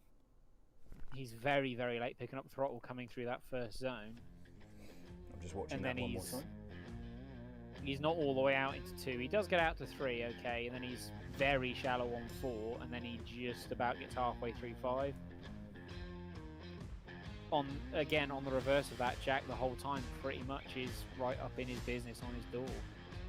So for me, it's some of the advantages handed away because it's not a perfect lead, and then equally, you've got to give Jack credit. It's a really good chase job. I personally would just about go one more time on that. If you weren't to go one more time, who would get it? By a margin of like half a point, I'd probably just about give it to Johan. That's where I'm at. And the reason I'm there is just because I agree with everything you've said, and having just watched that replay again for another time, I agree that Johan gets on that throttle super, super late as he comes out into clip 1. However, I think that Jack ended up all 4 wheels straight and had to reinitiate coming into the wall going through that final clip on his lead run. Which for me is a much bigger error, but I don't think Johan did as good a chase. Well, if you're saying that Jack goes straight on his lead, then that's an incomplete. That's a full incomplete if his wheels have gone straight. No, they don't. Okay. You go back and look at it again. They don't go straight. He taps the wall and he I'll holds trust it you on that. 2 degrees. If they don't go straight, then I agree with everything you said, and I will trust you on that rather than us delaying the stream. So we're going to go one more time. The reasons for that huge mistake from Jack in the first run going into clip 2/3 through that first section, and then that big straighten on that final section. But that's offset by the fact that Johan was absolutely not involved in that chase whatsoever through the first run. In the second one there, we're seeing Johan have a scrappy lead, but Jack able to adjust and keep with it and make sure that he could stay all the way through it. Now, by the letter of our rules, we have to allow for that. So they are back up to the line. They are on the line again. Johan to chase in. Jack Lai in the lead position in that 13.5. They're under starters orders and they're away. Johan Garcia in the chase position. Is he going to be able to hold up with Jack this time as Jack gets wide there onto the power? Johan cutting the track to maintain proximity. This is more like it. He knows that Jack's fast now, so he knows he can get up onto that door and stay on the pressure. Jack much more controlled through 2 and 3 that time, looking smoother in the lead position. This is more what we wanted to see, but it's allowed Johan up onto that door as well. This is a much better battle. Thank you very much, gentlemen, across the line. Let's see that on the replay. Christopher. My initial thought is 5-5 or very slight advantage, maybe going to the lead. There's not really anything wrong with what Jack's doing there. He's pretty well filling all the zones. He's could have been a gnat deeper in 5, but other than that, that's pretty much plumb on lead line. And Yeah, 5-5. Decent chase, but it was a very, very good lead, and he could have been so much more aggressive throughout that run. In chase, that is. Yeah, I agree. I think obviously he's feeling a little bit shaken from the fact that Jack was just so fast and therefore so offline from the first run. So it comes down to that trust. Jack will have absolutely shaken Johan Garcia's trust in him in that first run. But Johan gets a beautiful entry there, back on the throttle much earlier. Nice snap to 90 degrees all the way through as he tries to get back on the power. That was almost straight there. I know that car's got a lot less power than the 13.5, but you can't run to straight there. But he's onto those lines at 4. Is he going to fill 5? Just a little bit shallow there. And Jack Lai comes right up onto the door. This is a much more aggressive chase overall from the man in the 13.5 and across the line. That is a great run. I mean, fair play to both of them in their lead positions. They pretty much did what we asked for. They tidied it up. They did a much better job. Obviously, unfortunately, Johan there having a fairly sizable error himself. Back of 1 coming through into 2. Big angle correction, and then has to sort of almost reinitiate, but then tidies it back up beautifully. But as he said, you already alluded to, in the chase position, again, there, Jack doing a really good job. Tidy chasing. So for me, holds the advantage through. Takes the advantage on that run and then takes the win. So for me, that second run would have gone as a sort of a strong 6-4 or a weak 7-3. I have nothing to add to that.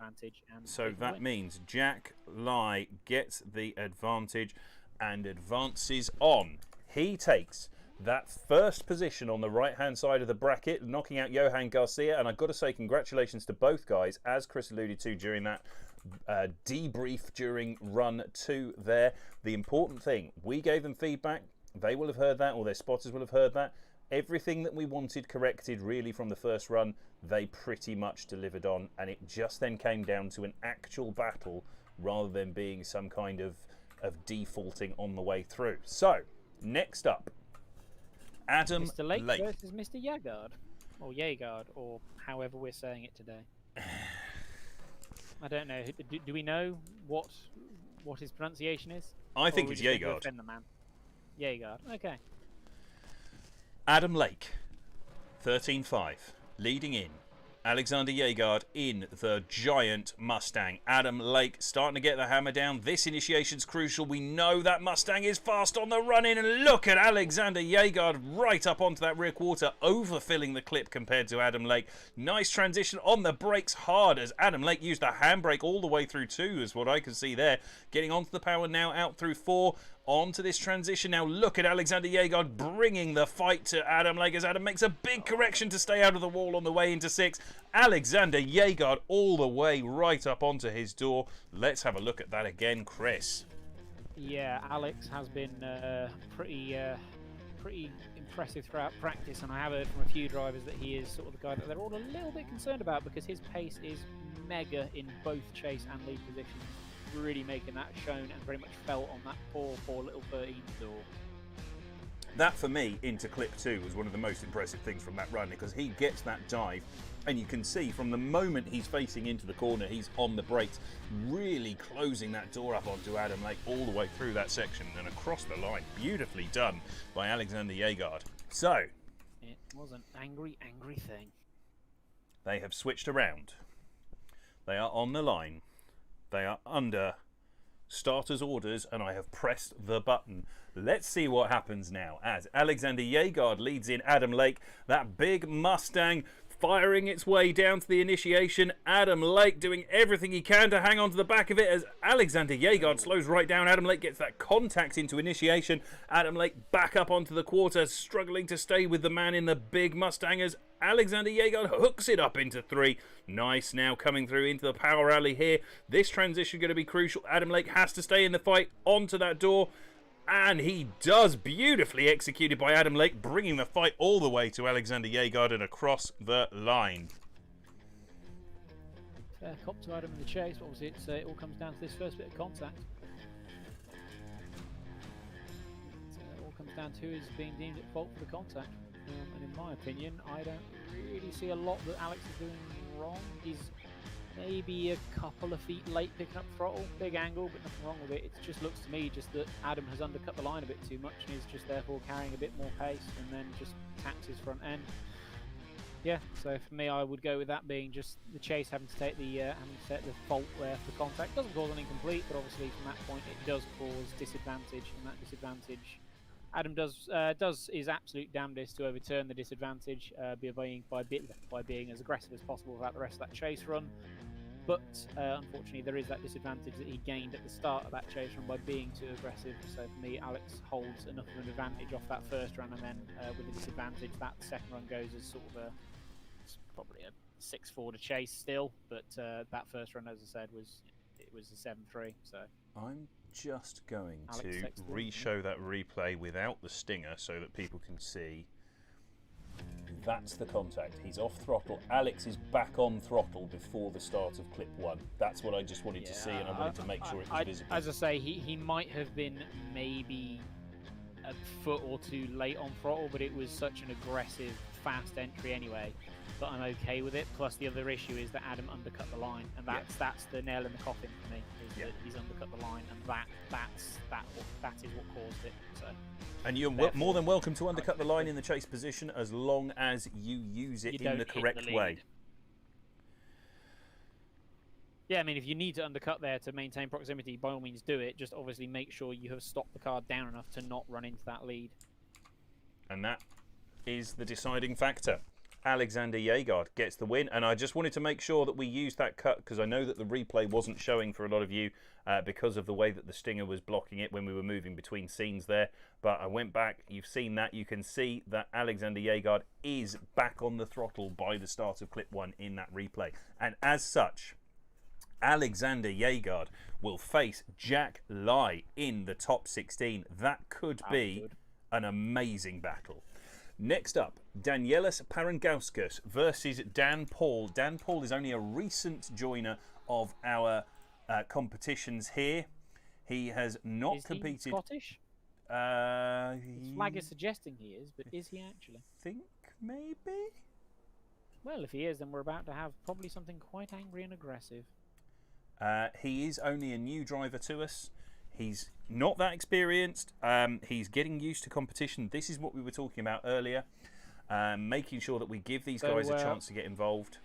What you're saying is no pressure. No pressure. No, there is no pressure on Dan at this point as he chases in. He is all here just for the experience, but that is actually not a bad start to the run. Undercutting a little bit, having a little bit straightened there as he tries to get back up and involved with Danielis. But Danielis in that E92 actually looking really solid out in that lead run. Dan Paul struggling in the chase position in that R32. The R32 is only fast if you really wring its neck, but Danielis in the lead position absolutely fires it through. There is no shame in that for me for Dan Paul. Just getting his very first taste of competition. Let's go to the replay. For me, that gets very, very close to that chase being inactive. Very, very close to that chase being inactive. He also has a big over-rotation off the back of 2, and obviously, unfortunately, can't really see off the replay cameras, but based off the way he comes in at that, I'm going to call it as an inactive chase. I can't say, we can't be sure if it was an incomplete, but we can call it as an inactive chase, which amounts to the same thing. Yeah, absolutely. That's going to be a shame for Dan, but I don't think he's going to be he certainly won't be sad about the way he's acquitting himself so far. They're back to the start of the line. Let's see what happens here. They are up next. Here we go. This is Dan Paul now to lead in. Dan Paul in the lead position in that R32, leading in Danielis in the E92. Dan Paul getting out onto that line. This is a little bit unsteady. Oh, he has a big wobble there. That must have been a throttle correction that's thrown him right off. Is he going to be able to get back involved? Oh, it's carnage. Oh, it's carnage. Well, that's yes. That's less ideal. That only goes one way. Sadly, that does only go one way. For me, that is awkward because it means that yet another difficult to pronounce name advances on. Danielis Parangauskas makes it through to the top 16 rather than the much easier to pronounce Dan Paul. But Danielis Parangauskas earns his place in that top 16 with a lovely lead run, very controlled. Dan Paul, the victim of a little bit of his own inexperience and also nerves coming into play there. So, next up, another member of Team Hot Boy, Ian Koenig, leading in Wojciech Wawrika. Ian Koenig has absolutely zero chill. He has none. That's as maybe, but equally, Wojciech is named after the greatest military icon in history, and I'm not being sarcastic at all, because if you don't know the story about Wojciech the Bear, please go and look it up. It is absolutely fantastic. As a brief overview, basically, Wojciech the Bear was a bear during the Second World War that the Polish forces, well, they didn't capture him, they rescued him. He ended up with a Polish unit, and allegedly, the story goes that in Italy, he was carrying shells across a battlefield. It's not been 100% substantiated, but God, I hope it happened, because that is a fantastic, fantastic image. Absolutely. And can you imagine being the enemy in that conflict? What's happening over there? Yeah, that bear is carrying artillery. You watch a bear just carrying artillery shells. You're like, I feel we should just surrender. They have a bear. They have a bear. We have a Hulk. We have a bear. Anyway. They are under starters' orders. They are the wrong way round. It should be Ian Koenig to lead in. Ian Koenig to lead in. Wojciech Wawrika. Wojciech going back. This is where Chris's rule would have stopped this battle already. Wojciech Wawrika going back to the pits. Maybe he forgot his setup. Now, on the subject of setup, Ian Koenig. Because if people line up in the wrong lane, I would shout at them, lambast them, and then tell them to change lanes. And I would kind of be a bit more accepting of them going back to pits in that instance from being shouted at. Running away in fear back to the pits. I'm a very... Yes, we'll go with yes. Anyway, we'll just say yes as they get underway. Ian Koenig, the third member of Team Hot Boy that's involved this evening, not quite making it all the way out into turn 1, getting that big flick transition out into 2, though. That's going to be too much angle. He'll have to correct there, and yes, he does as he gets out into 3. This is really nice from Wojciech Wawrika in the chase position, keeping everything under control. Ian Koenig makes the dive out onto the wall at 6, gets back on the throttle nice and early, just opening up a little bit of a gap there, but I think Wojciech Wawrika has done enough in that chase position to get the advantage. Yep. Does smart chasing job, really. There's just Ian just a little bit sketchy in a few places there throughout that run. Wasn't out on 1, was late onto power on 1. Over-rotates out of 2, has a big angle correction into 3, and just the whole time Wojciech's just sort of sitting there, just sort of going, alright, I'm just going to let you make the mistakes. I'm just going to let you just give me the advantage. That's fine. You can make those mistakes. That's not a problem. Absolutely, totally agree. However, one thing to take from that is a positive for Ian. Look how fast he was coming back into clip 6 in the chase position. If Wojciech gives a good chase and Ian is able to keep up with Wojciech and really use the pace of that S14 to effect, he might be able to overturn this. This is not a pre-decided battle now. As Wojciech Wawrika goes for that big flick, it would help if I'm looking at the right person, but it's good that I was looking at Ian there as Ian over-rotates going into 1. Struggles to keep up with Wojciech Wawrika, who is absolutely locked in as Ian sends it up on that outside line, trying to catch back up onto Wojciech Wawrika's door, but look at Wojciech absolutely lining that outside edge round onto clip 1. There's Ian trying to get that send back. He does manage it finally at the end, but realistically, Ian Koenig not in that battle in the way we would expect. Not at all, and just as the lights flick on the track, just as it's starting to go a bit dark, yeah, just a nice little bit of timing there, just in between the runs. Beautiful timing there, lights, well done. Thank you very much. Thank you for playing the game appropriately. But that, for me, only goes one way. That goes to Wojciech Wawrika. Yeah, absolutely. Wojciech doing a really solid job in that lead position, and Ian just did not have a reply for the pace in that S13. So therefore, Wojciech takes the win, moves on. Wojciech takes the win and rounds out the first quarter of that right-hand bracket. That is Jack Lai facing Alexander Yegard, Danielis Parangauskas versus Wojciech Wawrika. This is really going to be an interesting top 16 up on that part of the bracket. Now, moving on. In the bottom right-hand corner of the bracket, the last 4 battles of our top 32 look like this. Oliver Eppinger taking on Formula D driver Chris Lycup. Robert Kwaczynski versus Octavian Shelarou, Kaka Mikelidze versus Carter Cavalli, and Jordan Fry versus Charlie Evans. Charlie, a stand-in at the last minute from drivers that didn't turn up earlier today for briefing or who told us that they were unavailable. And we are now under the floodlights of Abu Dhabi. This beautiful track starting to look really impressive now. Let me line us up. The first battle, Oliver Eppinger versus Chris Lycup. Is Oliver into the battle yet? No, he's not. Nope. And I don't think I've sent Anders an outcome from that last battle. No, you haven't. Well, that is wonderful work there, Benjamin. Wonderful work.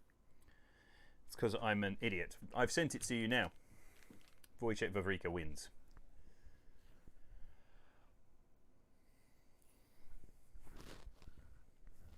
Which, to Sorry, be fair, Anders. is Sorry, a stream. result That was me. Yeah, but equally, that's a result that should surprise nobody. No, that's, absolutely. Yeah. Pretty one way, that. I think we all saw the way that was going as soon as it was lined up and ready.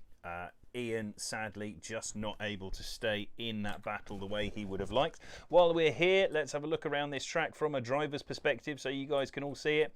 This is our lineup here at Abu Dhabi. From the start line here comes flying down, and this is the view as they come screaming in onto clip 1. You can see those countdown cones on the left hand side, that 3, 2, 1 cone. This track being used with the ESDA markers still, thanks to them for letting us use bits of this track before they got Viltovskyized, onto this outside line all the way round 1, all the way firing through, and then you can see this long drag through this semi-power alley all the way across to 2 off there in the distance. As you come round and across to 2, this is your view as you are a driver slotting in, looking through clip 2 and across to clip 3, that wall looking very imposing as you come firing round and down. Out onto this outside edge, trying to fill this bracket, tightening up then up into the outside line at 4, and here you see that long drag all the way back through 5, back to clip 1. Here you can really get an idea of the scale of how big that transition is before it fires us all the way back and across to clip 1, and the track in all its glory from both sides. Much bigger as a run than it looks potentially on the stream with some of the camera angles. It is a fast flowing track, but one that doesn't necessarily naturally walk towards the higher horsepower cars. There's some good momentum to be had here. Even with those power alleys, it can go either way. Anyway. Right, well, we've got the boys on the line, so we're ready to send for the last part of the top 32. Absolutely. Oliver Eppinger to lead in here, and he is leading in Formula D's Chris Lycup. Chris, a Formula D Pro 2 competitor from a few years back. He is recently pushed Kazuya Taguchi to come and join us on the server a few times, so that will be very good when Kazuya comes and joins in. He contacted me yesterday, so that's very exciting. But that's all irrelevant if Chris gets knocked out by Oliver Eppinger. Oliver Eppinger looking good in that GT86 during practice from what I saw over the last 24 hours. Chris Lykup's looking pretty strong as well, in fairness. Let's see how things pan out as Oliver Eppinger goes firing in. Look at the speed of that GT86 on the run-up. Nicely on the power, but Chris using that inside line to get back up onto the door in the appropriate place. You can see just how fast that GT86 is in the straighter sections, but look at Chris Lycup trying to surge up onto that rear quarter. Oliver Eppinger filling the zones nicely. This is a great lead, which allows Chris to be aggressive in that chase position. Chris finally finding that door properly and aggressively as we come through that final section and across the line. For me, I would actually give that as advantage to the lead. I would give that as a 6-4 lead. Yep. There's no reason there why the chasing driver wasn't capable of getting on the door there. It was a really solid lead line. He was holding a reasonable angle throughout the whole thing. Could have been a little bit deeper in angle, I suppose, coming from 2 to 3, but then from 3 to 4, great angle through that section. Lovely snappy transition into 5. Flicks back into 6 and just hard on power the whole way. And that's the only point where the chasing driver was ever able to make up their gap in any significant manner. So for me, it's lead advantage. And that is exactly my opinion as well. As Chris Lycup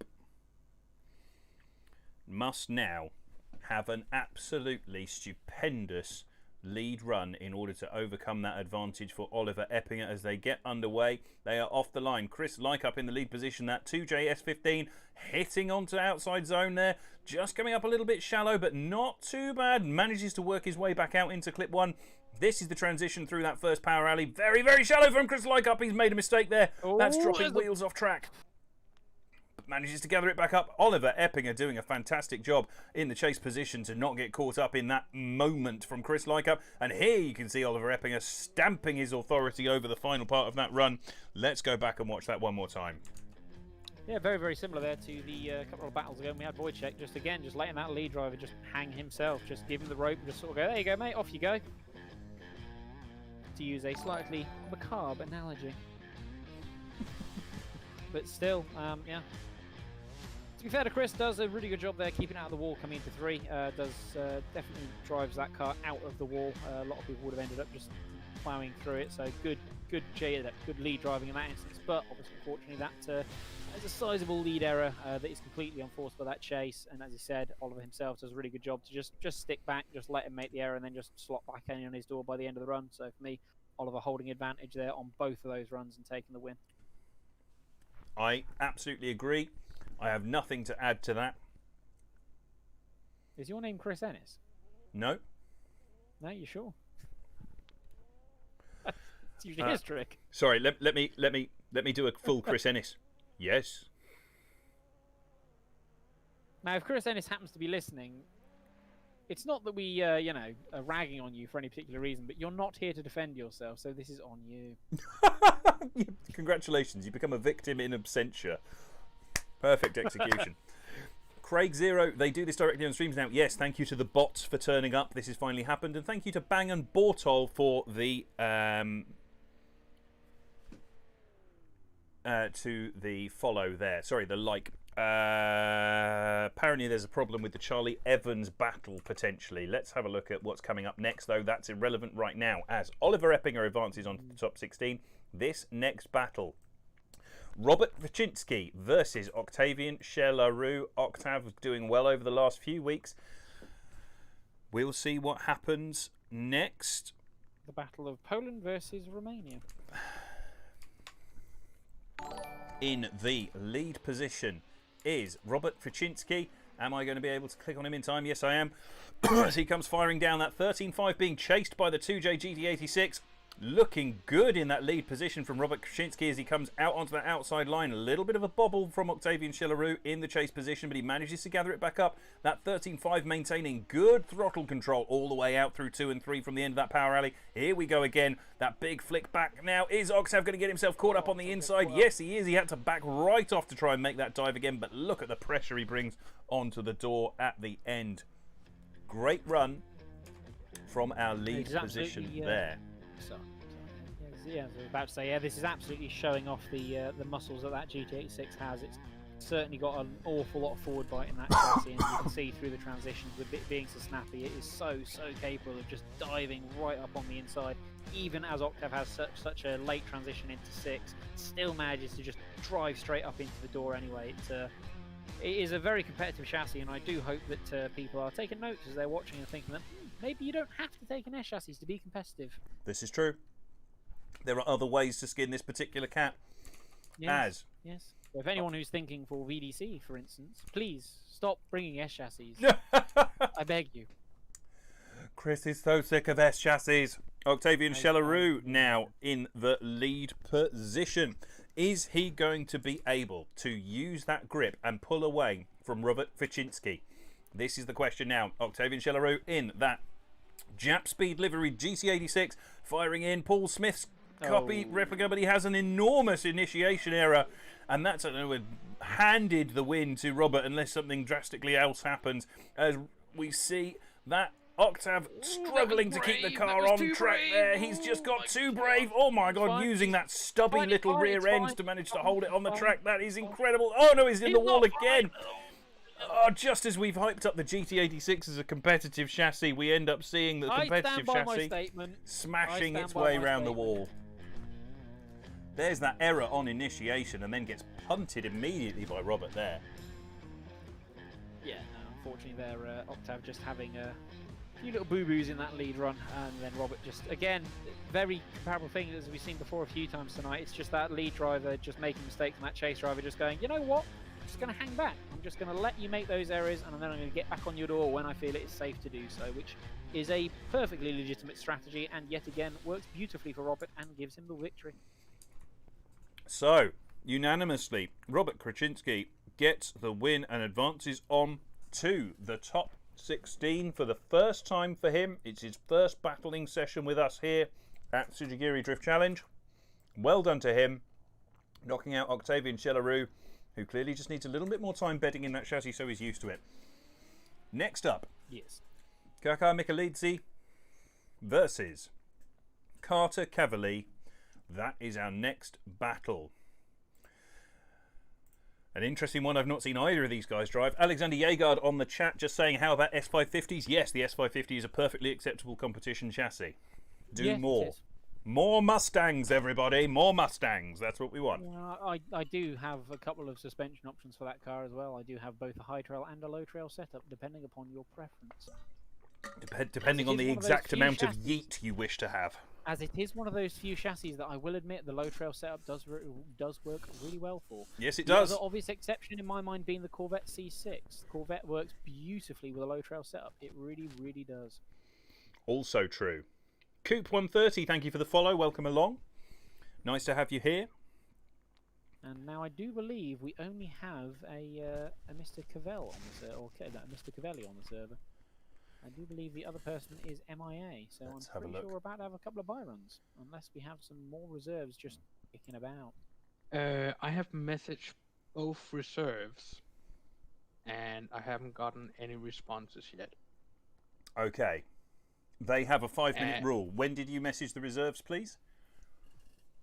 Let's see.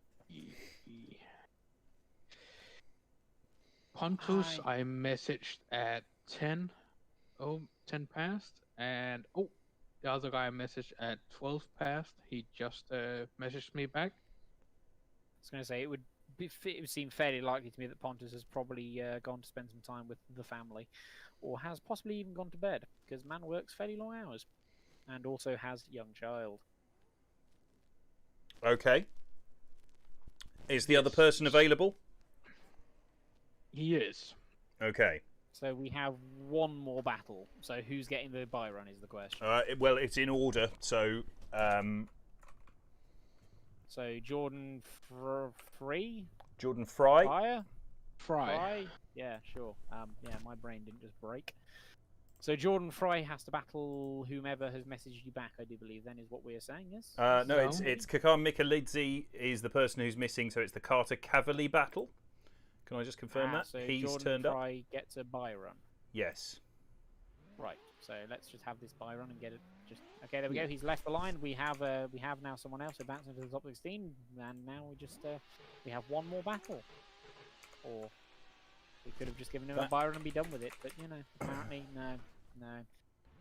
Here it's Tsujigiri. People are kinder than me and don't just immediately throw people under the bus. I'd remember that. In the event of a zombie apocalypse, Chris, I will not spend time with you. I'm not saying I would throw you under the bus in account of a zombie apocalypse. I'm just saying that in account of a zombie apocalypse, I would rank people based upon their useful... I mean, what? I have the ability to move people between continents, Christopher. I'm extremely useful. You are indeed extremely useful. Jordan, that was your buy run. You're just getting a buy run because we don't have any other reserve. Yeah, they already. So therefore, Carter has... Well, so 12 past when you message him. So if the guy's not on the server in another minute's time, Carter also gets a buy run. That is correct. You get 5 minutes from the start of contact, and if you're not available, then that's also a buy run, because we don't want to be hanging around doing anything stupid. So he has about... Good. There's a battle.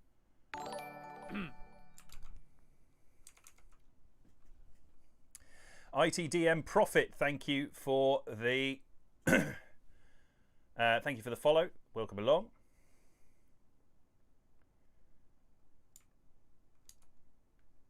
Right, so do we have the battle? There is someone connecting to the server, so I believe we do have the battle. Excellent.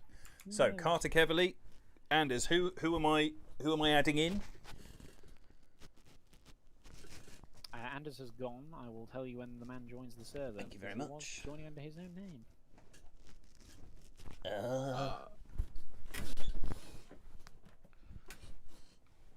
All of my blue screen stuff is falling down. There we go. I'm pretty sure he's connecting at the moment. So who is Yes, it? I did Who is it? see someone connect. Jimmy. Who, sorry? There we go. Jimmy Calavano. Jimmy spelt with an IE. Or Calavano. Or who? Calavano. Yes. Jimmy Calavano. Congratulations, Jimmy. You are leading this battle. Welcome along. Or is it Calavano? Calavano? I don't want to say your name Calavano. too wrong too many times on the stream. Let's get you underway, though. Well- Jimmy Calavano has chosen the Mustang. So you have chosen wisely. In the meantime, in the background there, that is Carter Cavalli coming up to the line as well. I'm putting them under starters orders. This is as last minute as stand-ins can get. Jimmy Calavano lining This is up the against last Carter battle of the top Cavalli. 32.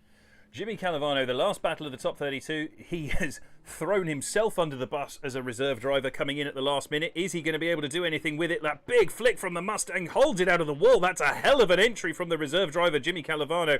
Is it going to be counting that bobble against him? It depends whether Carter Cavalli is able to stay with it as he comes firing into this section. Look at Jimmy Calavano stepping up to the plate, making it out into 3 there. A little bit of a wobble through 4, but nicely across to 5. The gap that's opening up almost in an active chase. Jimmy Calavano drops the hammer in the lead position and makes it across the line. Chris, that turned out more interesting than I expected. Well, the issue there is that Carter does actually have an independent 0 in the chasing position coming out of flip 2. He has a full straight and just before the wall. The only question is, are we considering that lead fault as Jimmy stamps on the brakes like it is going out of fashion? Into 2. Into 2, and you can see Carter has to do the same to not run him over and just catches more understeer than the lead car did. Well, there is a braking zone, there is a decel zone into 2. There is an allowance There for is, that. but there is all, as you were saying earlier, there is an excessive deceleration. Especially there where you really only need to just be grazing the brakes and getting back on it, because otherwise you're not really going to get out to 3. Let's have a look. I don't I'm know, just the gonna only watch thing that is again. Carter is a little bit too far back. That's what I'm just watching maybe. again on the replay before we go. Craig Zero, what's behind the screen, Ben? You'll never know. I don't want you seeing my... No, I don't think that braking affected Carter, personally. Quite. Let's go back Not to it. 100% convinced. It's not great. Nothing about this is brilliant. Let's go back to it. Anyway. Carter Cavalli now to lead in. Jimmy Calavano, Carter off the line in that car. The V8 S14 versus the Mustang, low trail versus high trail. Carter Cavalli nicely slots out into that outside line. It's causing Jimmy to have to surge up, but we can see how much extra pace is in that Mustang as Jimmy just gently massages it back up onto the door. A great line from Carter in that lead position through 2, 3 and 4, filling that outer zone nicely there. Good transition, but Jimmy is absolutely... Calavano, sorry, absolutely up onto that door, allows for that little wobble in the lead position and then across the line. Let's have a look at that again. So that is indeed pretty unfortunate from that lead car. He does much cleaner job than the reverse run, but there's not anything in there to overturn a incomplete. And as you said, as much as Jimmy was pretty sketchy in the lead, I do agree. I don't think Carter was really close enough for it to fully explain why he also then slammed on the ankles quite so hard. He would have been okay to just grab a bit of handbrake, float in behind, and then catch back up again. So Yeah, it's absolutely. not enough to overturn the incomplete. Jimmy doesn't really do anything horrifically wrong in the chasing position. So Jimmy No, gets it that wasn't a spectacular battle, but it was enough for us to get a winner. That is an important feature here. So for me as well, that means that the stand-in driver, Jimmy Calavano, gets the win and advances on to our top 16. We have a full bracket. Let's have a look at it right now. Coming up first of all, Ryan Sider versus Joshua William Hartshorn. Then Jared Snowden to take on Bartek Kakowski, the two men who defaulted through into the top 16. Abdullah Abu Hussein to take on Jamie Healy, one of the very late stand-in drivers there, Jamie Healy. Cormac Gard versus Craig Fulgham as he goes for his third win in a row for Craig Fulgham this week. On the other side of the tree, Jack Lai takes on Alexander Jaeger. That could be a fantastic battle. We're very excited for that. Danielis Parent-Gauskas takes on Wojciech Wawrika. Oliver Eppinger takes on Robert Krasinski. And then Jamie Calavano, the man who stepped in at literally 4.5 minutes notice, takes on Jordan Fry, the only driver to get a bye run from the top 32. That is an interesting bracket the way things are right now. Thoughts on some of those battles, Chris? Anything that jumps out at you that looks like it could be really good? What, from the 16? Craig and Cormac will be a laugh. Ryan and Josh, that should be fairly processional, I would assume. Jack and Alex should be a good one as well. Oliver and Robert, that should also be an interesting wee battle. And Jamie and Abdul, I reckon those will probably be the ones to watch out for. Although now I've said that, that does mean that I've now both commentators and judged cursed all of these people. So yes. I'm just going to apologise in advance for just absolutely ruining all of your nights. Yes, congratulations, Chris. And I like the fact that it was you and not me that did it first. We are almost back to the point where we are ready to get underway. So, thank you very much to everyone that's been with us so far. Thank you to all the drivers. Thanks to you guys watching at home. We're just about to go straight on into our top 16. Please don't go anywhere. I'm going to send those of you who are watching on Twitch to a very short 1-minute advert break if you are not a subscriber. The rest of you will have to continue to listen to our ridiculous voices. But as soon as that advert break is back, we have already got guys coming up to the line ready to go. We will be getting straight underway with our top 16. We're not going to hang around. We're going to move straight on through into that top 16. We'll see those of you who are being sent to it on the other half of this advert break. And everyone else is stuck with us. Hello, everyone else. Ah, well, welly. The guys who are watching on Facebook and YouTube are just going, advert break? What advert break? We don't do adverts on these programs. That's fine. Yes, exactly. Exactly. Normally it gives me a chance to run off to the loo, but I'm okay. I'm not that over-caffeinated today. So, Chris, how are you finding this evening? Are you surviving? Well, you know, it is what it is. No, to be fair, it's been a decent mix of battles. There's been some good, there's been some bad, there's been some stuff that we won't mention, but it's not been as bad as prior weeks have been in the top 32, which is always positive news. I love the fact that you bring such energy and enthusiasm to things for this. I mean, if you wanted me here as a hype man, you have got the wrong person. Right, it looks like we have our first battle on the line. Thank you to everyone for sticking around as we move straight on to our top 16. This is going to be an interesting one. It is Team Hot Boys Joshua William Hartshorn taking on the man in the Mustang, the man who made that Mustang his own first before anyone else switched across to it, Ryan Sider. They are under starters orders and I have pressed The big send. question here is, can Joshua William Hartshorn get off the line, or has Ryan already stolen his wheels?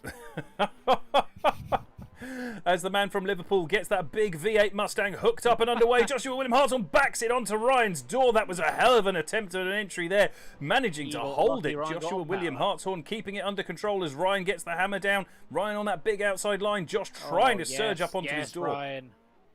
That's what Chris has been wanting to see. Is Joshua going to give him enough room? Look how close that was. Is Joshua going to be able to send it back in? That's not a bad chase from Joshua William Hartshorn back up onto the door of that big Mustang. I'm excited to watch that replay again. Let's see it. It's certainly an attempt from Mr. Hartshorn. He is trying his absolute damnedest. He's thrown kitchen sink at this and then also thrown the shower for good measure.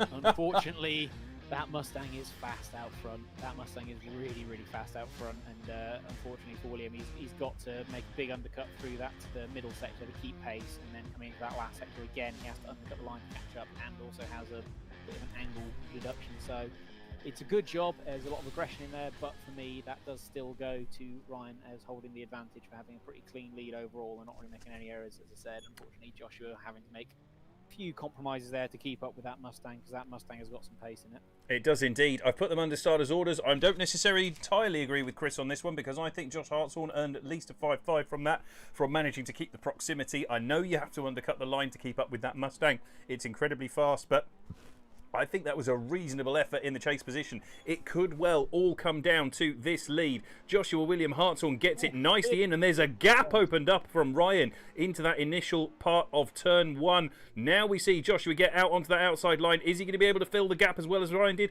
Not quite, but it's not bad. Hooks up, doesn't quite make it out into 4 as cleanly as Ryan did, but a good transition there from Josh. But Ryan is now bringing the fight all the way through that power alley, and look at the Mustang absolutely smothering Josh as they go round and across the line. Let's see that again. My initial impression there is I'd like to see that one again. Augusto Purely for Ferreira sake, saying I look cute in full screen. That's really improved my day, Augusto. Thank you. Don't engage Augusto. Don't engage it. Just don't engage it. It's a slippery slope. Oh. Anyway, for me, I would still go that as a one more time. I mean, in fact, Ryan has a completely independent error coming into that chase when he has a big understeer coming into clip 1. He doesn't go straight, but it's very, very close. Does a great job from that point then gathering it back up, getting it back together. But as I said, for me, I would actually give that one as a one more time. And we've sent them again. We have sent them again. I totally agree with that. I think that error into clip 1, Josh has been doing that all night. There's no reason for anyone to make that kind of mistake in the chase position. We see Josh Ryan didn't do anything wrong at all. He puts in a very, very solid lead line. It's just that Ryan just comes in and just has a moment for no discernible has a reason. moment. Does a really good job to get back into the chase beyond that point, but no, equally you've got to give props to Josh. Puts down a really solid lead line. So no, yeah. Realistically, lead to lead, do the same again, boys. Chase to chase, just tidy it up. Yeah, absolutely. We want to see more of the same. They are under starters' orders. We are sending them again. Let's rerun the fun as Ryan Sider leads in Joshua William Hartshorn, while Augusto is telling you that you are also super cute, Chris, my baby. Oh, Augusto, you shouldn't have. Chris never takes compliments well. As I said, Ben, you do not engage. Never engage. Do not feed the trolls. As Ryan gets a lovely lead line, but Joshua's holding position this time. He's gone full send. That is a shortcut, but he's managing to bring the proximity. Is he going to be able to tidy it up? Slots out into 4. Ryan on a really lovely lead line in that big Mustang as they go through the transition. Joshua's gone right up onto that quarter and has had to stall out. That was a definite mistake from the man in the chase position, and that is such a shame because that was almost the most important send of the evening onto that rear quarter. That is very unfortunate for Mr. Hartshorn. He did a beautiful job through that first sector, and unfortunately as we come into that second clip, Ryan again just nailing that outside line, and Joshua just not expecting him to do it. And yeah, from there on down just starts getting a bit scrappy, gets a little bit concerned I think about the pace of that Mustang, and then just oversends into that last corner. There is a little bit of left foot brake there from Ryan, but that for me, that's just to settle the card, just 100% into the line. It's not slowing down, it's not anything wrong with it. It's just Josh just chucks it too hard coming into clip 6. Absolutely. So, yeah. And that is a problem. And Josh, we know he's on a TMX. It's not a very fast wheel. It is quite hard to control those lower rotation wheels in terms of keeping them all under control. They are underway again. Joshua William Hartshorn leading in. Ryan Sider. Josh goes for that big rotation entry again. Gets it right to the wall. It's a lovely entry, and he's been doing that all night. This is going to be crucial, though. Can he manage to overturn that error? Can he open up a gap on Ryan somehow? Or will Ryan end up making an unforced error? Otherwise, this is only going one way. Ryan Sider just has to round it out. That transition, that's the last chance he's going to get. This is it, right up onto the door and across the line. Great run from both drivers there. Let's see it again. I think that battle is decided. Chris. Yeah, Ryan does take that time. He does have a little error himself, just coming off of the transition 2 to 3. He has a little bit of a low angle moment, but that's more him just holding the car back, letting himself settle into that chasing position rather than a particular error. But to be fair to Josh, again, really nice solid lead line. Fair play to these boys. They did do the same lead run on both runs themselves. It's just in that chase position, Ryan is better able to match throughout that run, which for me holds the advantage again and takes the win overall. Absolutely. I 100% agree with everything Chris... Sorry, let me channel my inner Chris Ennis. Yes. And with that, Ryan Sider is the first person to advance into our Great 8. Ryan Sider going on to the Great 8. Who will he be facing, having knocked out Joshua William Hartshorn in that top 16? Close battle. Both battles that Ryan's done so far tonight have gone one more time. Is this a chance for him to get fully warmed up, or is it going to end up tiring him out as we move on through the competition? It's not like he's going to run out of tyres, thankfully, but let's see who he's going to be facing. Is it Jared Snowden, or is it Bartek Kakowski? That is our next question. Jared Snowden on the line. Minty all lined up and ready to go. Jared Snowden is there, and they are under starters orders. They are under starters orders. Let's get them going. They are off the line. This is Minty Snowden leading in that initial position, going for that transitional entry. Big flick. Bartek Kakowski manages to rein it in. Looks nicely controlled up onto the door of Minty as they go through that transition. Minty over-rotating, comes up, stalls it hugely up into clip 2. There is no way that Bartek could have been expected to not make contact with that huge rotational slowdown. And there we go. See Minty trying to rein it back in. But I think, realistically, Chris, that has already only gone one way. Yeah, for me, that's incomplete on the lead's fault for just having that massive over-rotation. Bartek now holding a 10-0 advantage. So just nice, smooth lead on this one. And we should have a fairly easy result from the top 16. Let's see, that was that big contact. You can see Minty absolutely at fault. Over-rotates, comes to a standstill. That is it. Now, Chris, I have to ask the question, do we want a third judge to come in and help us out here? Not bothered, mate. I will do it. We'll finish off this battle, and then I'll bring Josh in. We can berate him for that run, and then he can do some judging. Josh has been doing a judging before. He's one of the judges from many competitions that have been underway in Forza in the past, and also in Assetto Corsa. So he is an experienced judge. We will test him out and see what we think of him. We're putting you on parole, Joshua, as we get back to the action. Before bringing him in, that is Bartek Kakowski now to lead in Joshua Snowden. Oh. And I've sent the message to the wrong person. That helps if I send them to the right person there. That is now them under starters orders. They are ready to go. Here we are, Bartek Kakowski off the line. Jared Snowden, Minty in the chase position. Jared's got a huge amount of work to do. All that Bartek has to do is finish off this run with the fewest number of errors. He's just got to make it to the finish, and that is the battle over. Bartek actually on a really lovely lead line in that GT86 as they come firing through it. I'm going to be lambasted for that one. I can already tell the chat's going to go wild for that. Nice transition from Bartek. Nothing there that we can see untoward that's going to cause a problem as he makes it across the line. And that is all she wrote for Minty, I would suspect.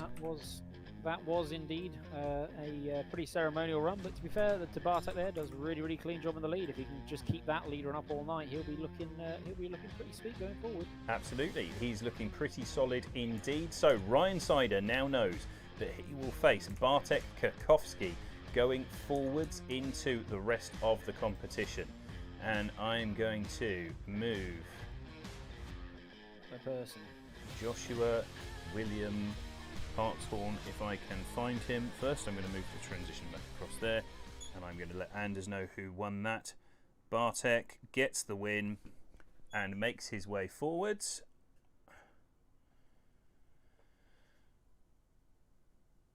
And why can't I find Josh?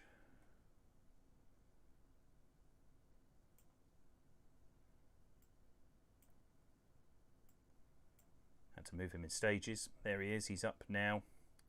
Joshua William Hartshorn, we have things to say. Well, I have first thing for you. Really? Vanilla Ice over Queen? I was holding on to that one. It's important that we never talk of this again.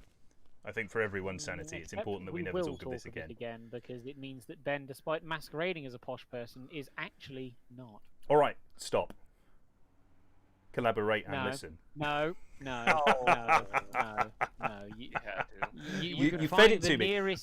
You can find the nearest window and jump out of it. No, I don't fit out these windows. No, we're moving on. It's Abdullah Abu Hussein versus Jamie Healy. Abdullah Abu Hussein dialing things in that new car. He's looking really good in that as he's moved across to the RPS13 with the 2J rather than continuing to use that 13.5 with the RB28 under the hood. This is his first lead of the top 16. He is leading in. Last minute stand-in, Jamie Healy. This could be a great battle. Both of these guys very, very good drivers. Let's see how things pan out as as Abdullah Abu Hussein gets off the line with Jamie Healy in the chase position. Jamie sending it up onto that door. Look at Abdullah Abu Hussein. As soon as he drops the hammer, that gap opens up. Jamie unable to keep with him as they go through the transition, firing up onto the door. Good manoeuvring into that outer zone by both drivers, but Jamie Healy's looking all at sea as Abdullah Abu Hussein gets the hammer down through the power alley, not quite filling 5, slow rotation into 6, but Jamie Healy finally now getting back up into this battle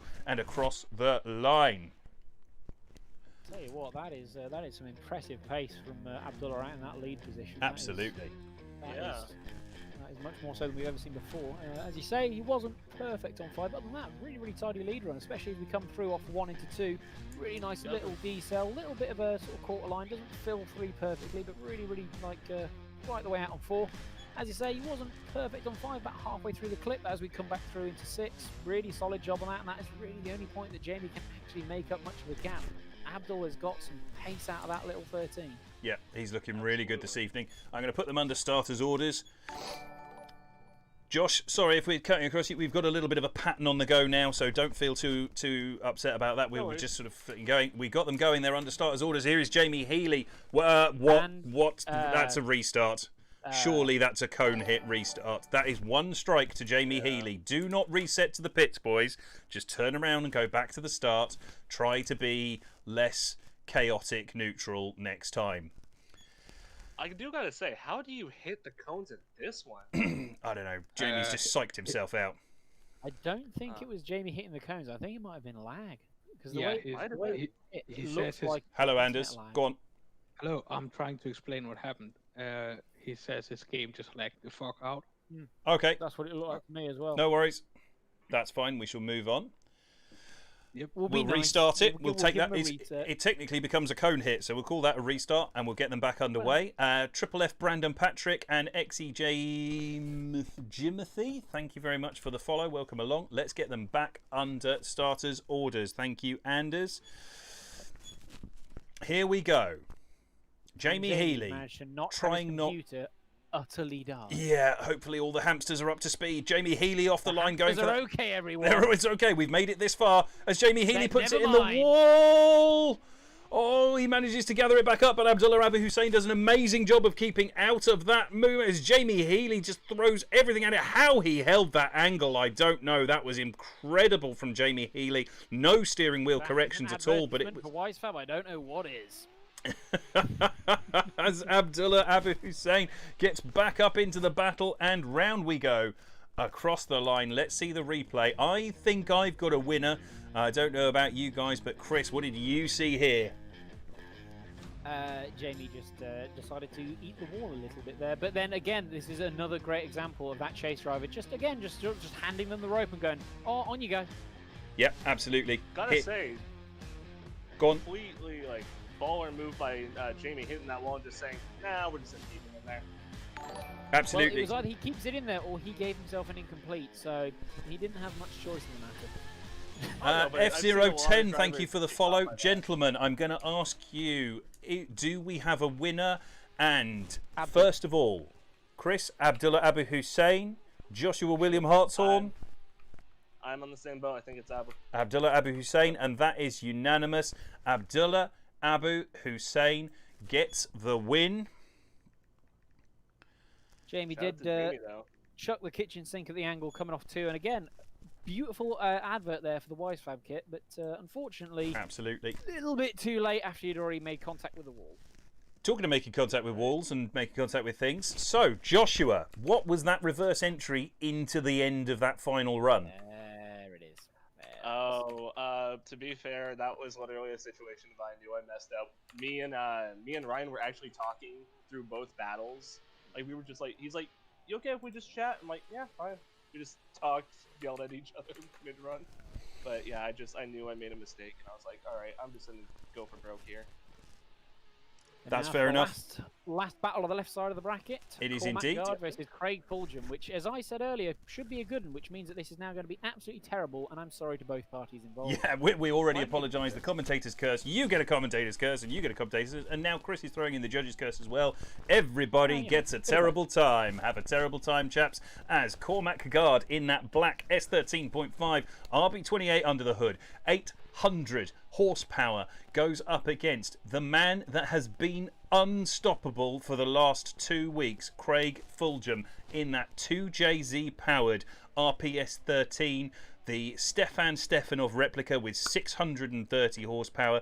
This is a potential great battle, which means now they are under starters orders that it is probably going to be a terrible battle. Let's see how things pan out as Craig jumps off the line trying to make sure that Cormac doesn't get away from him. Cormac, the master of doing the moonwalk to get back out towards clips, just like Martin Richards has done in the last few years, but Craig Fulgham is right there pushing up onto that door, giving him a little bit of room in the transition, but Craig dives there hard as Cormac settles into that outside line. Craig yo-yoing uncharacteristically up and down into that chase position. Cormac now back on the power. Craig goes for the send as Cormac over-rotates almost, stalls up a lot on the way into that outer zone. I definitely want to have a look at this replay, chaps. I think Craig got a bit lucky there, just at the top of 6. As you say, Cormac threw an awful lot of angle at that and definitely lost a bit of momentum, which is what caused that little bit of contact there to occur. So up until that point, that was looking very, very even. Unfortunately, there with Cormac making that little error in that lead position, it does hand the advantage back towards Craig. He does, to be fair, after we get past click 3, gets back into a much more normal chase run. The thing I'm wondering is, was maybe Craig's transition before that would cause him to shoot up so quick? Nope, not at all. Look at, watch that run back on the replay again. You'll just notice that you just see a little bit of red appearing from the back of Cormac's car, just along that wall. I see He has indeed grabbed a bit of left foot brake. Yeah, I was gonna say Craig's transition there wasn't great, but yeah, touching the brake is a big no-no in that spot. Well, I tried to tell Anders they were under starters orders and say go when ready, but I've sent go when rear dry. So Chris Rear, if you're wet at the moment, we can't start this battle. As they are underway, here we go. Craig Fulgham in the lead position as Cormac Guard sends it right up onto his door, trying to get that under control. Craig Fulgham now opening up the gap a little bit. That is a much bigger gap from Craig to Cormac than we saw when they were the other way around, but Cormac managing to dive all the way back up onto Craig's door. There we are now through that section. Onto this power alley. Is Cormac going to be able to stay with Craig through that section? Yes, he is. Back up onto the door and round the corner and across the line. Now, gentlemen, I'm going to tell you right at the top of this replay, for me, that's a one more time. I'm actually kind of somewhere similar with that, just for the sheer fact that I don't know if that was completely Cormac's fault through there. I wonder if Craig maybe tried to duck it a little bit and just let off just enough that Cormac caught him. I know that's supposed to be a heavy acceleration zone, so I want to watch that back again. To me, it looks like Cormac is just undercutting the line. He's on lower angle than Craig, and you can see the front of his car just it lifts as because he's got on power and it understeers slightly right before the contact happens, whereas Craig is holding that car on big angle the whole way. So for me, Cormac's entirely at fault for the first bit of contact, and then from there does a really good job to get back into the fight. But for me, I don't see how that can go one more time. Craig isn't at fault for that contact or the contact on that first run. One thing I will say, it does look like Craig does also grab a little bit of left foot brake coming into clip 6, but it's not as drastic as Cormac's was, which is why it doesn't cause any contact.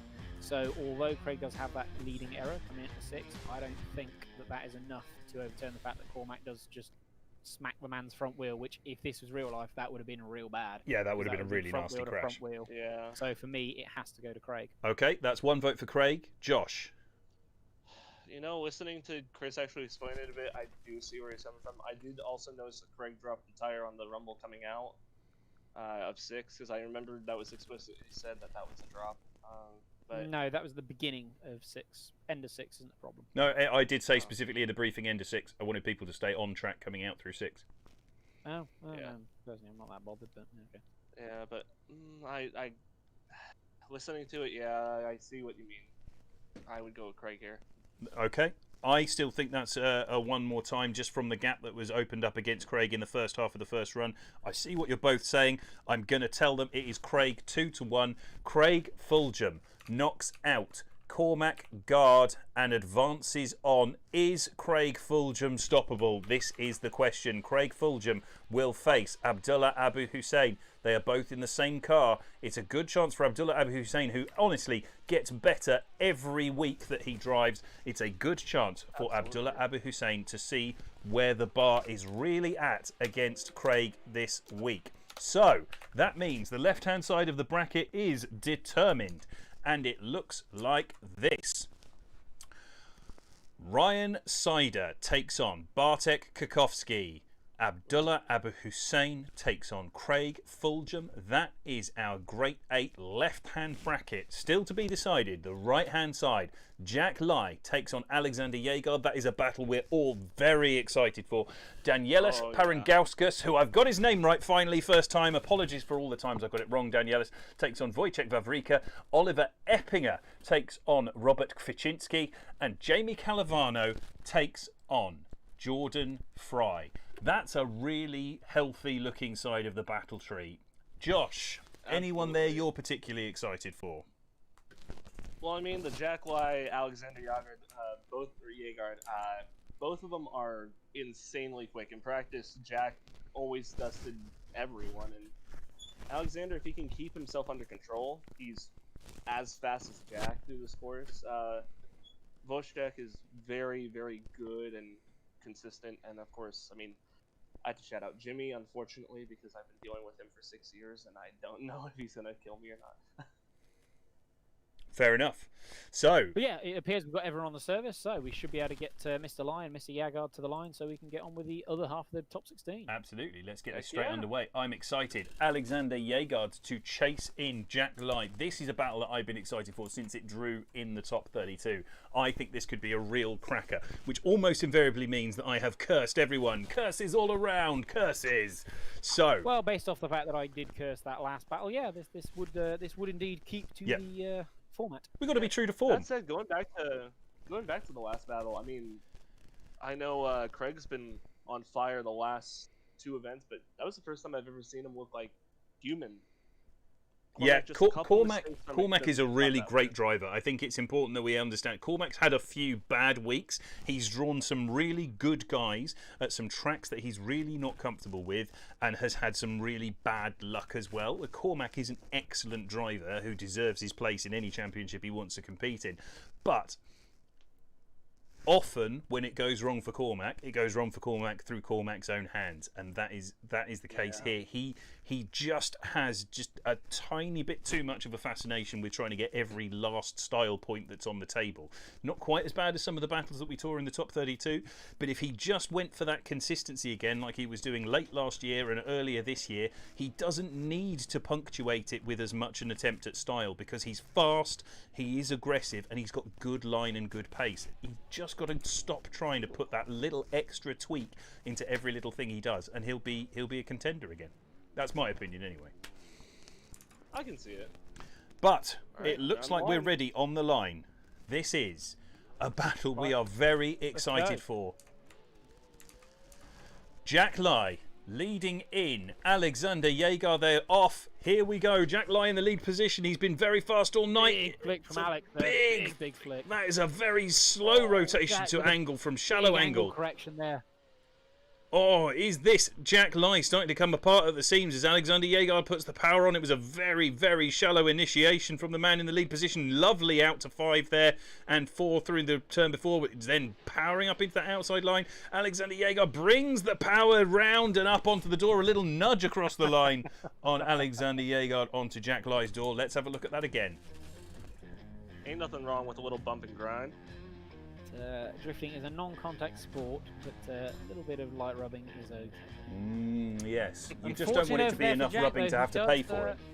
It shouldn't be enough to cause a happy ending. Jack, he does have that little error of his own through flip 1, but does get it back together really, really nicely throughout the rest of the run. Damn near perfectly filling 5, and then back on it at 6. Although, to be fair to Alex, does a good job chasing it and gets right back up in his business by the finish line. So for me, given the little error and given the fact that Alex wasn't ever that far behind and got right back up in it by the end, I would give that as a 6-4 to the chasing car. Well, That's one person giving an advantage. Josh, we'll come back to you after the next battle. Let's have a look at this. It is Alexander Yegard to lead in Jack Lai. They are under starters orders. I have pressed the button. I've remembered. Let's go. He said the thing, everybody. He said the thing. Did I? I don't know, did you? Didn't I? I don't know. Did Well, I? You've sent them anyway. So Oh, as we God. enter in with a massive flick from Alex. Oh, and Alex puts it in the wall. Oh, yeah, just what I was saying. That is earlier. all she wrote. Potentially, that is it. We'll come back to it to confirm at the end. We're not. Let's let the people watch some drifting. That is all she wrote. That is all she wrote. Let's be honest. That is all That she is wrote. Alexander Yegard succumbing to pressure that just wasn't there after the first battle. We'll go back and watch that replay immediately just to double check there wasn't any untoward contact. We want to be 100% sure. Here we go. Jack Lai in the chase position. I think there was contact. Was there? I didn't see any on my screen. Just then, I was think there was close. contact as Jack Lai comes across into the chase line. I think there might have been Yeah, contact. I'm checking the replay. No. Yeah. I don't think And there was. unfortunately, I think You can Jack see made a dive, but you can see Jack go to make a dive and then he brakes to not cause contact. But there's, if you look at the tell with AC is if you watch the back bumper of the Mustang, it doesn't move. There's no bobble. There's no contact. It's just he's just gone way too deep. yeah, just It way is too a much angle off it. huge going flick. through 5 points. Bear in mind that is a much bigger flick than he's done ever before. I've not seen him do that big a flick in practice even. Yeah. I just think he just put way too much momentum in that car and he just went too deep because he didn't really have anywhere else left to go. Yeah, if he timed that just like maybe a couple meters earlier, that would have been a beautiful entry. Just like he held too much speed coming in. Just don't go that Wait in the far across the future. track. Just do a normal flick. In that case, gentlemen, do we have a winner? Josh. For me, it Yeah. goes to Jack. I do not think there is contact. Okay. There. So for me, it goes to Jack Lai. And Josh? Yeah, I think Jack actually. Yeah, Jack for me, there was real heads up on his part to make sure there was no contact. Yep, I have to say I agree. That now I've looked at it back again, that is Alexander Yegard looks to have taken himself out of competition there from what we could see on the stream and with the replay. So that is Jack Lai manages to keep it under control, gets the win, knocks out Alexander Yegard. Both of those guys had been on my book as potential contender for this evening. So Jack Lai gets the advantage, goes on through to the top six, to the Great Eight. Sorry, who will he face? Danielis Parangauskas or Wojciech Wawrzyka? This is the next battle. Danielis is on the line. Lithuania versus Poland. Okay, is this gonna be a battle of interesting internet? No, not that. No, Not should be at fine. all. Battle Yeah. of Eastern Europe is what this is. Have I managed to select them? Yes, I I have. was So, understanding, Chris. Danielis Parangauskas in the lead position, goes for that big flick in the E92, stalls up, but look at that in the chase for Wojciech Wawrzyka, gets absolutely onto his door. We know that the red car is winning this, but which one's it going to be as Danielis gets it back up to angle, coming out through 3. Onto that power alley now. Wojciech Wawrzyka doing a great job in the chase position, managing to keep that proximity. Look at that surge on the transition, but then he has to back out and back up onto the door again afterwards. Shallow angle to get back into it from Wojciech Wawrzyka. Let's have a look at that on the replay. I think it is That safe was to just- say who Wojciech is trying to emulate in that chase position. There is only one man that reminded me of the entire time. Oh, who's that? was the most Peter chase run I've seen in quite some time. Yeah. That was Yeah, just totally full agree. aggression all the time. Having said that, I would still give that as enough to give Wojciech a very minor advantage, maybe like 5.5 to 4.5 sort of thing. Yeah. Super aggressive, but it wasn't as clean as it really should have been. Danielis' very big angle is a little bit late maybe on power coming into the first zone. A little bit Yeah, he lame came getting out onto of the zone power again, early. does under rotate. But other than that, there's not a lot wrong with that lead line, and Wojciech was just a little bit too stabby. So for me, I would give that as a very slight advantage to chase, but only just. Let's get them underway. They are under starters orders. I have pressed the button. They are ready to get off the line, and here we go. That is Wojciech Wawrika now leading in Danielis Paringauskas as we go for the firing in that E92, surging up onto the door. That was quite an aggressive run, but that was a lot of slowdown from Wojciech Wawrika in the lead position. Look at that E92 mirroring the angle beautifully through there, and a huge dive from Danielis up onto that door, managing to keep the proximity on Wojciech Wawrika. Danielis now goes for the big transition. This is good from Wojciech in the lead. Beautiful lead line, allowing Danielis hard up onto the door, but you cannot argue with that chase at all. The only thing I want to see is that first section to see whether that was excessive slowdown or whether Danielis Paringauskas oversent it. Yeah. No, I don't. I don't think that it was so much an excessive decel, so much as it was just Wojciech was just very, very late picking up throttle, which is what causes contact. Yeah. Of course, Danielis has clearly got a lot of forward bite in that E92, which multi-link, that's what it does. It makes forward bite out the arse. Unfortunately, it just didn't really leave him anywhere to go. And then, as he said, does a really good job throughout the rest of that chase from after that point. Again, Wojciech, again, it's that same thing, lead to lead. They both have a bit of a weak entry, and then they pick it up beyond that, and then have a really good lead run. Unfortunately, in my opinion, Wojciech's mistake in the first turn is slightly more sizable than that of the mistake that Danielis had, and also the chase run from Danielis was cleaner overall. So for me, Danielis just about takes that. Josh, your thoughts? It's close for me. The big thing I wanted to point out, I think Danielis actually cut the line a bit in the chase. He didn't even get close to the next to last status. I think it's 5. He was completely mid the line through that section in the chase.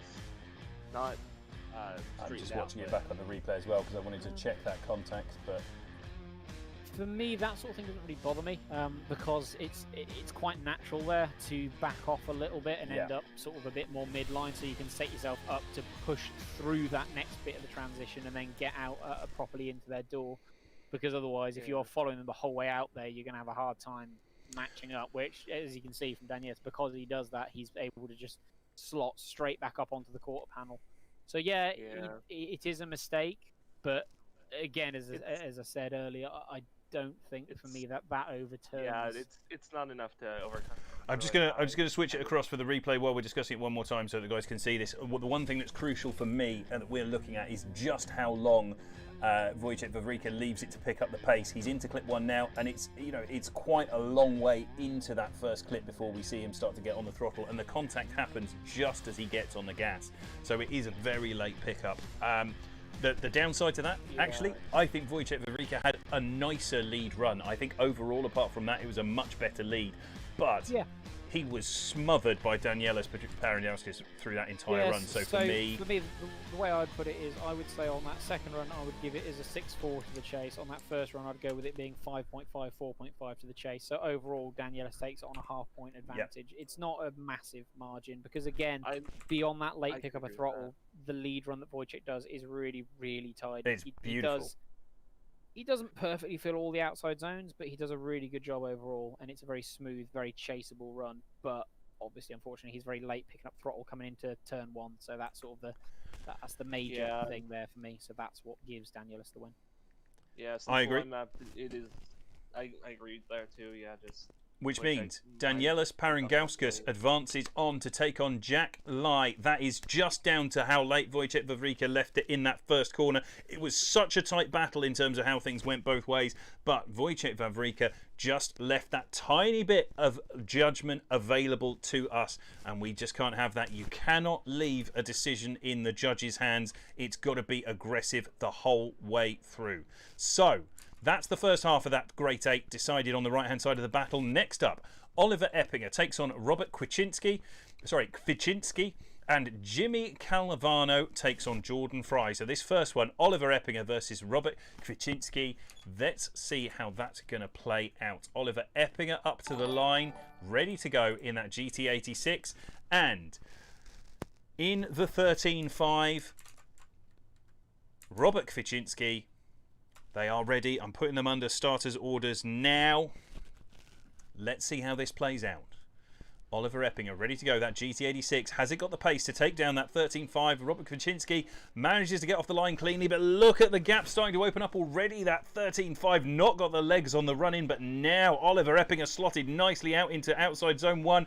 Oliver Eppinger starting to open up a gap here. This is going to be crucial. Can Robert Kwaczynski manage to get back into the battle as they come out through 2 and 3? Not really, starting to reel him in on the slowdown into 4. This power rally, big dive from Robert Kwaczynski in the 13.5 in the background, managing to hold it back together and then dives up onto the inside, finally getting really into the battle across the line. Let's have a look at that on the replay. Can I just say that might have been the best lead I've seen all day? It was tasty. It filled all of the zones.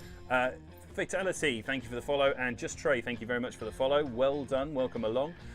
Good. Yeah, and Oliver just it's interesting because it seems to be whatever car Oliver drives, he is just very good at getting pace out of them. He was very fast in that Mark IV Supra throughout the Drift Masters events that he competed at, and also in general when I've seen him drive that Mark IV, he's been fast. And now again in another chassis, in the GT86, he's again very fast. It does appear that he's just a quick driver. He's not doing anything wrong at all. He's just clearly just knows enough about just getting that setup dialed in to get speed out of it, and is just nailing that lead line. Absolutely. They are under starters orders. Is Oliver Eppinger going to be able to capitalise on that beautiful lead where he hit everything with the kind of pace we've wanted to see all evening? Or is Robert Kwaczynski going to be able to pull something out of the bag in that RB28 powered 13.5? Nice and early on the throttle from Robert Kwaczynski just as he gets into clip 1. But look at Oliver Eppinger able to mirror that beautifully, tucks under the rear bumper as they go for the transition. And Oliver Eppinger bringing the fight to Robert Kwaczynski as they come round and through out into 4 and 5. This transition, Robert Kwaczynski tries to shake the man in the GT86 as Oliver Eppinger is able to keep that proximity even whilst filling outer zone 5. Let's have a look at that again. Gentlemen, I have a winner. I am in the same boat here, but it's Yeah. close. Oh, yeah, Oliver's it's close. chase was definitely scrappy, but Oliver's chase was closer but incredibly scrappy. Especially throughout second sector, he was just so late to getting into that. I'm almost at the point of saying one more time, because although Robert was farther back in the chase, he was much cleaner in the chase. Oliver was so stabby, and I just don't understand why. I really don't understand why, because there's nothing wrong with that as a lead run. It's not quite as clean as Oliver's lead, sure, but... Well, it's also, I think, it's partially the fact that he just has a lot more pace in the car, and maybe they just haven't driven with each other. I'm going to ask the question then. Josh, do you have a winner? If so, who? It's close for me, but I would slide that more towards Oliver. His lead was immaculate. There were a lot of points in there that Robert... He filled what I wanted to see, but there were parts where he was just off, and his chase wasn't as close. I mean, even with a little bit of stabbiness... Chris, do you have a Oliver winner? kept it right there. I'd just like to see it again. I think that lead to lead, they're reasonably close. It's chase to chase. They're Robert's farther away, but is much more stable. Oliver's closer, but is super stabby in a bunch of places that I just can't quite make sense of. Especially then coming into that last corner off the transition, he's massively undercutting the line to make up a gap that he created because he'd got that transition prior wrong. So for me, it goes one more time, because lead to lead, Oliver slightly edges it, and then for me, chase to chase, Robert slightly edges it by being a lot cleaner, whereas Oliver was just making a litany of errors.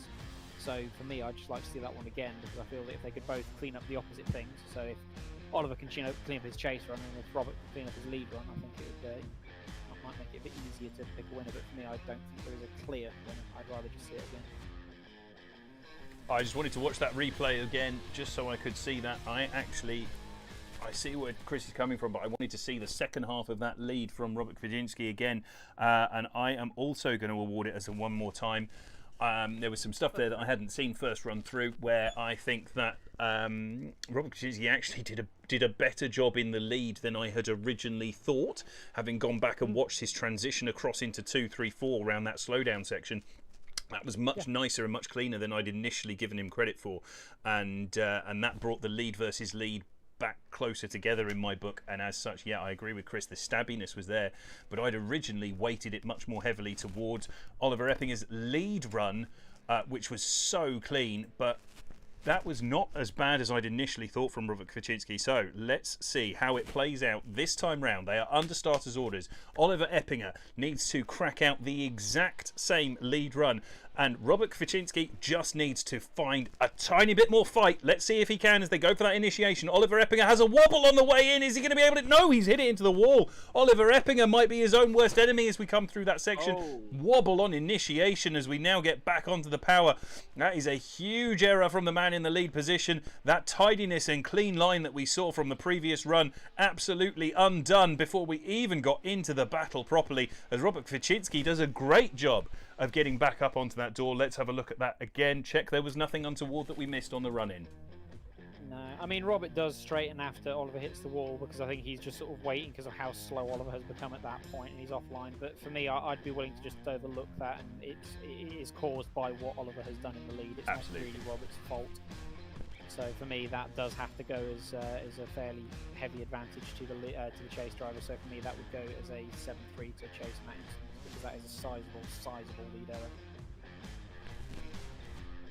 Let's switch them around. Let's send the second half. It could all still be undone. They are under starters' orders. Let's get them going. I have sent the message. Anders Unger has them under control down on the line. Here we go. The second half of this Rerun the Fun battle is one more time battle from Robert Kwaczynski and Oliver Eppinger, as Oliver slots right up. He is angry. You can see he means business. He is furious with himself from that mistake in the lead position. Look at that dive from Oliver Eppinger, as Robert Kwaczynski knows he doesn't have to be perfect through here. He has such a big advantage. It is going to have to be one hell of a run in order to overcome that 7-3 disadvantage, and I don't think personally that's been enough, but Robert Kwaczynski didn't do that perfect lead line as he went through it. Gentlemen. Yeah, that said, I don't see this coming back for Oliver personally. Just, yeah, like I was trying to say earlier, but I completely forgot I was muted. Robert was kind of waiting to see what Oliver was going to do. He hit it, and he wasn't sure if, he was going to pile into him, so probably let off, and that's what caused the straight in there, but he was caused by the lead crashing. So, I'd give that to Robert personally. Chris. Fair cop to Oliver. That was a hell of a chase. Oh, it was a And phenomenal as you chase. said, that wasn't a perfect lead by Robert. He does come up really shy of clip 3. Gets out to 2 all right, but then just drives off and then drives away from clip 3, barely getting a tyre into it. Then just about fills all of 4, is about halfway through 5, but again, the whole time, just Oliver's there. So for me, I would again send that one more time.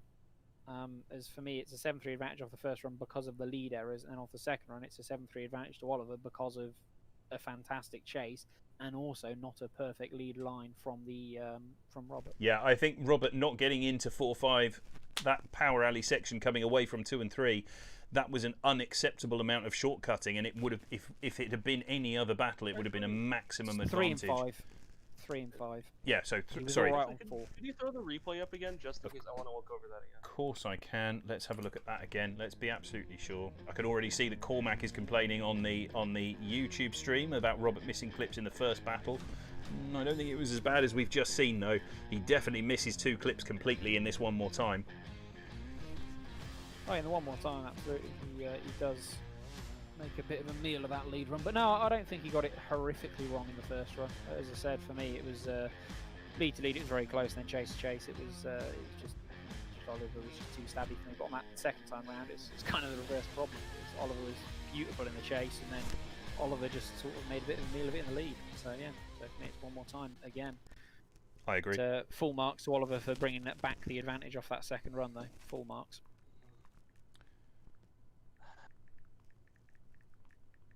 See, I'm still sticking with Robert on mine. No, that's fine. That's absolutely fine, dude. Let's The have a hit look. on I the- want to see that the one more wall time. I first. just want to see. I know he came up incredibly shy on 3.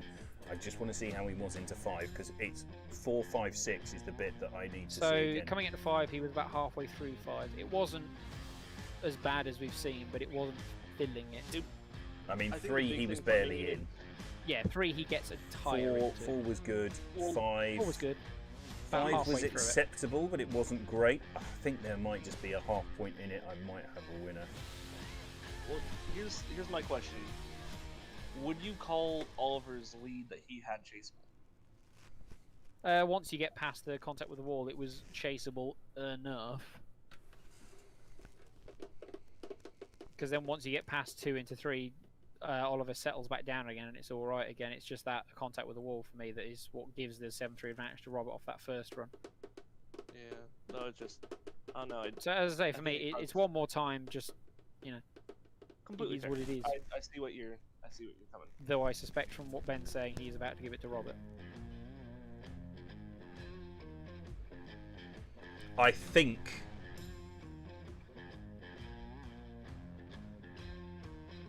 the error in turn 1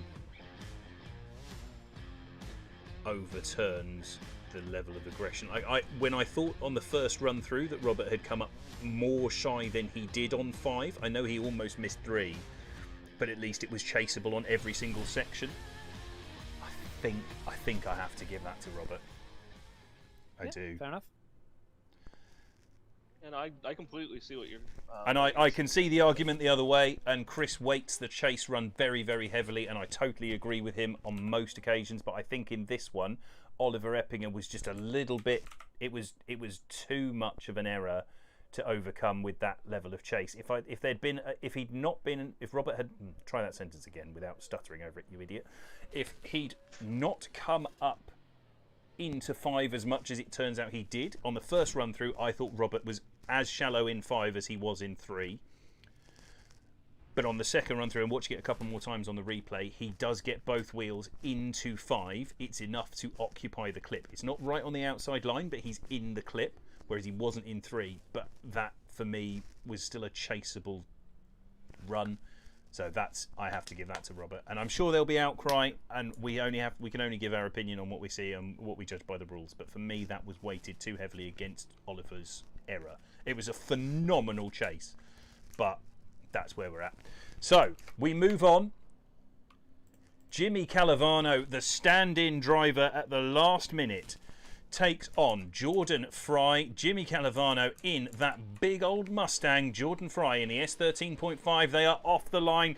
Jimmy Calavano going for that launch, using the grip that Mustang has on the run-in, and he's got backwards. He's definitely made a mistake there. That's an over-rotation from Jimmy Calavano. Stalls up as Jordan Fry gets slotted in onto that rear quarter. All Jordan has to do now is see out this run. Jimmy Calavano making that big error. Oh, but Jordan Fry then gets 4 wheels straight. That was a lot of left foot braking from Jimmy Calavano, though, going through clip 4, and it's caused another big slowdown as they come out into 6. I want to see that replay. That is going to be an important replay. I mean, Lee kind of made his own bed there. Yeah, no. Chris, is this what you mean by drifting loses? I wouldn't say drifting loses. It wasn't quite that bad, but it was just that entry was just way too much. For me, that entry was too much, and then coming into clip 3, which we just saw on the replay there, that is so much left foot braking that I don't think a chase car could reasonably be expected to stay in chase with that much massive slam on, anchors out, slowdown. So I definitely have an advantage in mind after that run. Oh yeah, for me it's chase advantage all day long. All day long. So, big chase advantage. Jordan Fry to lead in Jimmy Calavano, who has definitely shown that he is worthy of being in this battle in that previous run. Jimmy Calavano earned his place here. Steps up at the very last moment. Is he going to be able to stay in it? Jimmy Calavano comes surging back up onto that door as Jordan Fry makes a mistake in the lead coming through 1, but is it all over? Jimmy Calavano unable to keep with the pace of that 13.5, and just as I say that, he comes surging back up onto the door. That transition nice and flicky from Jordan Fry. Jimmy Calavano's right there. This is a nice aggressive run. Jordan Fry has allowed Jimmy Calavano back into that battle and across the line, but I don't know if that's enough to overcome the first run. Chaps. Yeah, I'm thinking it's going to be Jordan there. Jimmy's mistakes in the first run were all individual, and they weren't forced. He did Jimmy things. If anybody knows Jimmy, you know what that means. No, Jordan does take the win there for me as well. He is incredibly late picking up throttle into clip 1. It's really fortunate that Jimmy wasn't closer. Had Jimmy been on his bumper when he entered, that could well have gone very, very differently, Yep. as that was an incredibly late pickup of throttle. Absolutely agree. But it didn't cause any issues because of how far back Jimmy was. If anything, it allowed Jimmy to get back into the fight. But beyond that, there's not really that much wrong with Jordan's lead run. It's not a perfect line. He's about halfway through most of those outside clips. But as we said, as you guys have said, it's lead to lead. It's just unfortunate that Jimmy had already made a bunch of errors himself in his lead run, which handed advantage to Jordan, and then off that second run, there's not enough to overturn that disadvantage that Jimmy had gone into that second run with. So Totally agree. That is where we're at, and with that we round out the final position for our Great 8. It is unanimous. Jordan Fry gets the win, and this is how your Great 8 looks. Ryan Sider takes on Bartek Kakovsky. Abdullah Abu Hussein takes on Craig Fulgham. Jack Lai takes on Danielis Parangauskas, and Robert Kwiczynski takes on Jordan Fry. That looks like it's going to be a great set of battles. We are going to get straight on with it. There's going to be nothing to do here. We're moving on straight in to our Great 8. Whilst they load in, gentlemen, any battles you're particularly excited for on this half of the tree? Well, the first half now. Anything you see that's going to be really, really exciting? Anything you want to see coming forward, or anything you want to see them tidy up? Josh, what are you looking forward to? I mean, both of them. Ryan needs to kind of keep himself in check there, because our battle, he was a bit all over the place, but when he can get it down, he's gotten top 4 here how many times? Many. Bartek's one hell of a driver too. And then of course Craig and Abdullah in the same car. Just comes down to Gil and Toon. Chris? yeah, I think Craig and Abdul is going to be an interesting one. Abdul has looked pretty quick all day. As you know, Craig is pretty adaptable to most things, so it'll be should be a good one. There's definitely no option of who has the better car there. Nope, that's true. Same car. Yeah. Yeah. Other than that, I don't know. It could be interesting, but I think unfortunately we've had some really good matchups earlier on in the tree. So yeah, hopefully we've not seen the best of the battles today, but yeah, we've already seen some good stuff in the 16. We have seen some great stuff in the 16. It's been excellent, and we are almost ready to go again. We are into our Great 8. They are lining up now, just getting themselves wrangled by Anders. We're almost ready to go as we come into the sharp end of our competition.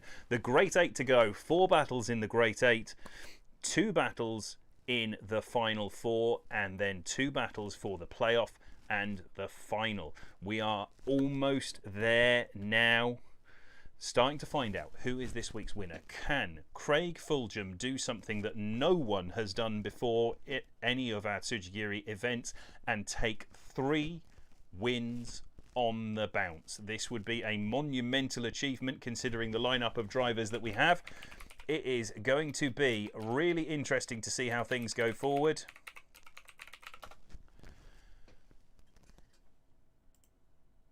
Oh, come on, guys. Let's see things going. Have you sent the message? Yeah, I've sent the message with the winner. They're all loading in. We've got them all in, so we should be able to send that first battle at least. So that's it. I mean, how you liking this track for tandem so far tonight? Like, has there been? I know there's been a few tracks in the past where it's like, you know, especially in other competitions I've seen where it's just like, you know, it might be better. This one feels like it's been just real steady. Everyone's been able to keep on the same pace and just send it. I think the average level of tandems on this track has been quite high. Or rather, there has not been as much of a disparity. After we got some of the drivers who sadly are less experienced and less confident out of the way in some of those top 32s, I think the overall standard has been pretty high. It's a track that lends itself to good close twinning, and you can use a lot to make up for shortfalls in the car. But you've got a lot of places where you can either undercut the line or you can make a dive through transition. That's one of the critical things. So the way I always look at it with layouts is you either need to go for quite a traditional layout where the highest speed is on the entry, or you need to have something kind of like Plosk, whereby there's a lot of transitions, or there are a lot of places where that chase can undercut the line or make a dive to catch up, and you don't give the lead anywhere where they can just run away. Absolutely. And talking of running away, that is what Ryan Sider is going to try to do now to Bartek Kakowski as he goes flying in that big Mustang, gets all four locked up into the D-cell, back on the throttle nicely, but Bartek Kakowski brings the fight right up onto Ryan's quarter with that little GT86. Big angle from Ryan. He's on that white line all the way round, and Bartek was not prepared for that line as he has a little bit of a shuffle in the chase position. Ryan Sider going flying through, not quite filling 5 absolutely, but gets slotted out into 6, and another little correction from Bartek as we go across the line. Let's see that from the replay. I wonder if that was lag at the end, but it looked like there was the slightest of taps right at the end. But Yeah, it looks coming across the line, it wasn't enough to. Across the line, yeah. No, I think the thing that tricked Bartek out there more than anything was, I think Ryan grabbed a little bit of left foot brake coming into 6, and then Bartek mirrored that, and then unfortunately Ryan must have just been grazing the left foot brake, and Bartek actually made a bit more of a correction and slowed up more, and then had to get back into it. Ryan has one of the lightest left foots in the competition. When he does go for it, it's just the ever so slightest gentle touch, but it is visibly enough to resettle the car. So yeah, but it's also one of those where if you're not used to that, you see left foot brake, you freak out and go, "Ooh!" Absolutely. Yeah. Oh God, make that noise again, Chris. That was not expected from you. You freak out and do what? No. Someone had better clip that. Someone had better clip Chris going, that. "Ooh!" Somebody has already clipped that. Someone had better. Here we go. Bartek Kakowski now with his chance to overturn that slight disadvantage from the first run. Good rate to angle there as they come sliding in, but Ryan starting to bring the pace. Not quite the aggression of proximity through turn 1 that we would expect, but Ryan slotting in. Look at that dive. Having to back out again, using that left foot brake to try and get in the fight. He's definitely hoping to make sure that his aggression on this run offsets any perceived errors as he went through there, and he has a big check up, slides it back onto the door, but look at Bartek getting back on the power nice and early and cleanly through that run. That was not the smoothest, gentlemen. It was not the smoothest, gentleman. He's not well waxed. That's a tough one. I feel like if you want overall consistency in both runs, Bartek easily, but my only issue there is as we come through into clip 2, you can see the reason that Brian gets choked out is because Bartek is decelerating pretty hard. Yeah, but you see the closing rate that starts. Might as well to hold on to it. It's not really much of an issue, but that's what causes that bit of separation to occur. And then Ryan just gets himself suckered up on the transition and has to back out of it. I mean, there's also that. And first run, I saw Ryan catch the first one. It looked like Ryan caught the rumble strip coming into 2 just enough that it sent him a little wider than he was expecting. He doesn't actually go off track though. He actually ends up perfectly on that white line all the way round through 2 and 3. The widest of wide lines, which is just like baller. Yeah, no, that was baller. I just wondered if that was. Nope. Because I know totally you guys. Oh, all right, sweet. That's a difficult. Personally, I'm thinking one more time. I'm thinking one more time. I'm in agreement. Because chase to chase, they're both kind of scrap, and then lead to lead, they're both actually pretty good. Yeah, I'm going to send them again. Bartek has a little thing into clip 2 where he might have been a little bit slow to get on brakes and was a bit meh. But other than that, like lead to lead, they're both filling the clips. They're both doing a really nice, tidy job. I hope people are enjoying watching me clean out my ears on stream. That's exactly what we need. Because these earbuds, sorry, are irritating me. But yes. Delightful. So, but yeah, one more time. Ryan Sider has yet to get through a battle this evening with a single run. He has gone one more time every single battle so far tonight. This is yet another one more time for Ryan Sider. It's like he needs the extra runs in order to get settled in. Maybe it's just the big gaps. He's the first person out. It's a nice big gap, obviously, between us. Everyone's the same sort of thing. But he's drinking in between runs. Maybe he's just had too many beers. That is a potential. That is a thing. It's a Friday night. Ryan likes a beer. Let's see. Can Ryan Sider manage to stamp his authority on this as he gets smoothly out into 1? He is right out on the wall there. Very little left foot braking as he goes firing around that outside line. This transition going to be crucial. Very late to get on the brakes there, but he's on them nicely, running that outside line that Chris described as baller but minutes ago. As Bartek gets up into the side of Ryan's car coming through 4. Now back up onto his door through 5. Really deep from Ryan there, right on that outside line. Allows Bartek back up onto the door and across the line. even with that contact, like Ryan just is like, here. Yeah, Mustang's a big car. There's a lot of inertia behind it. You've got to hit that thing pretty hard for it to be particularly upset by anything. Yeah, it's the inertia. Bartek does a really good, smart job there between 2 and 4 to just wait for Ryan to get back in front of him and then get back into it. For me, I would have to say that goes as a 6-4 advantage to Chase. Solid lead, but it's a very smart chase and it's suitably aggressive. Aggressive. Yeah, I liked that chase a lot more than I liked Bartek's first chase when they were running that. So, Bartek Kakowski now has the chance to lead in Ryan Sider for the second time. We are rerunning the fun. This is their one more time battle. This is a chance for Bartek to stamp his authority. He's gone very deep. He's on the throttle nice and early, and it's drawn Ryan out into the wall. Oh, Bartek Ryan. finally managed to do what others have tried, use the advantage of that tiny little stubby rear end on the GT86 to bring Ryan Sider all the way out to the wall. Bartek has stamped his final mark on this battle as Ryan tries to get back into it just to show he's still here. He is angry with himself. And he's nudging him across the line. That is a murder. There was no need for that. Just no need for that. I think we don't even need to see the replay to have that as a unanimous verdict. Is that right, guys? That is just Ryan just not understanding that his car has a fat ass. There's a lot of junk in that trunk. There really, really is. Yes. I didn't like to hear that today, but you know what? You're not wrong. Allow me to draw your attention to that ass. That ass.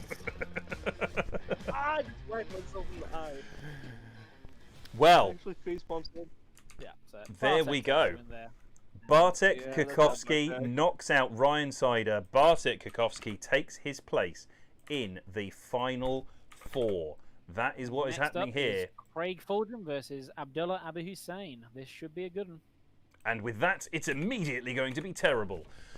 Well, I said the thing, so you didn't have to. I love Anders how has in probably the, got them under starters orders and everything, so let's see what happens. in the chat we got Alexander lobbying for a compact Mustang next update. And we have Oh, No Abdullah. man's Sure. just disconnected. Connection? Alright, Abdullah so called a we're gonna 5-minute go with- timeout. He's back. Okay. He's now back. reconnecting. Okay, calm. It's all calm, everybody. It's all calm. This is it. This is it. Keep calm. And No, Ryan we're going to is switch now them just- over. While Abdullah's called, he's called a 5-minute timeout, so he gets his full 5 minutes. It's 11:27, and at 11:32, he is out of time. We're going to run them on Okay, to the Ryan next is battle. currently just sat there on the track. Yeah, so he can see with his VR. Oh yeah. So, we're going to move on. Jack Right. Lai leading in.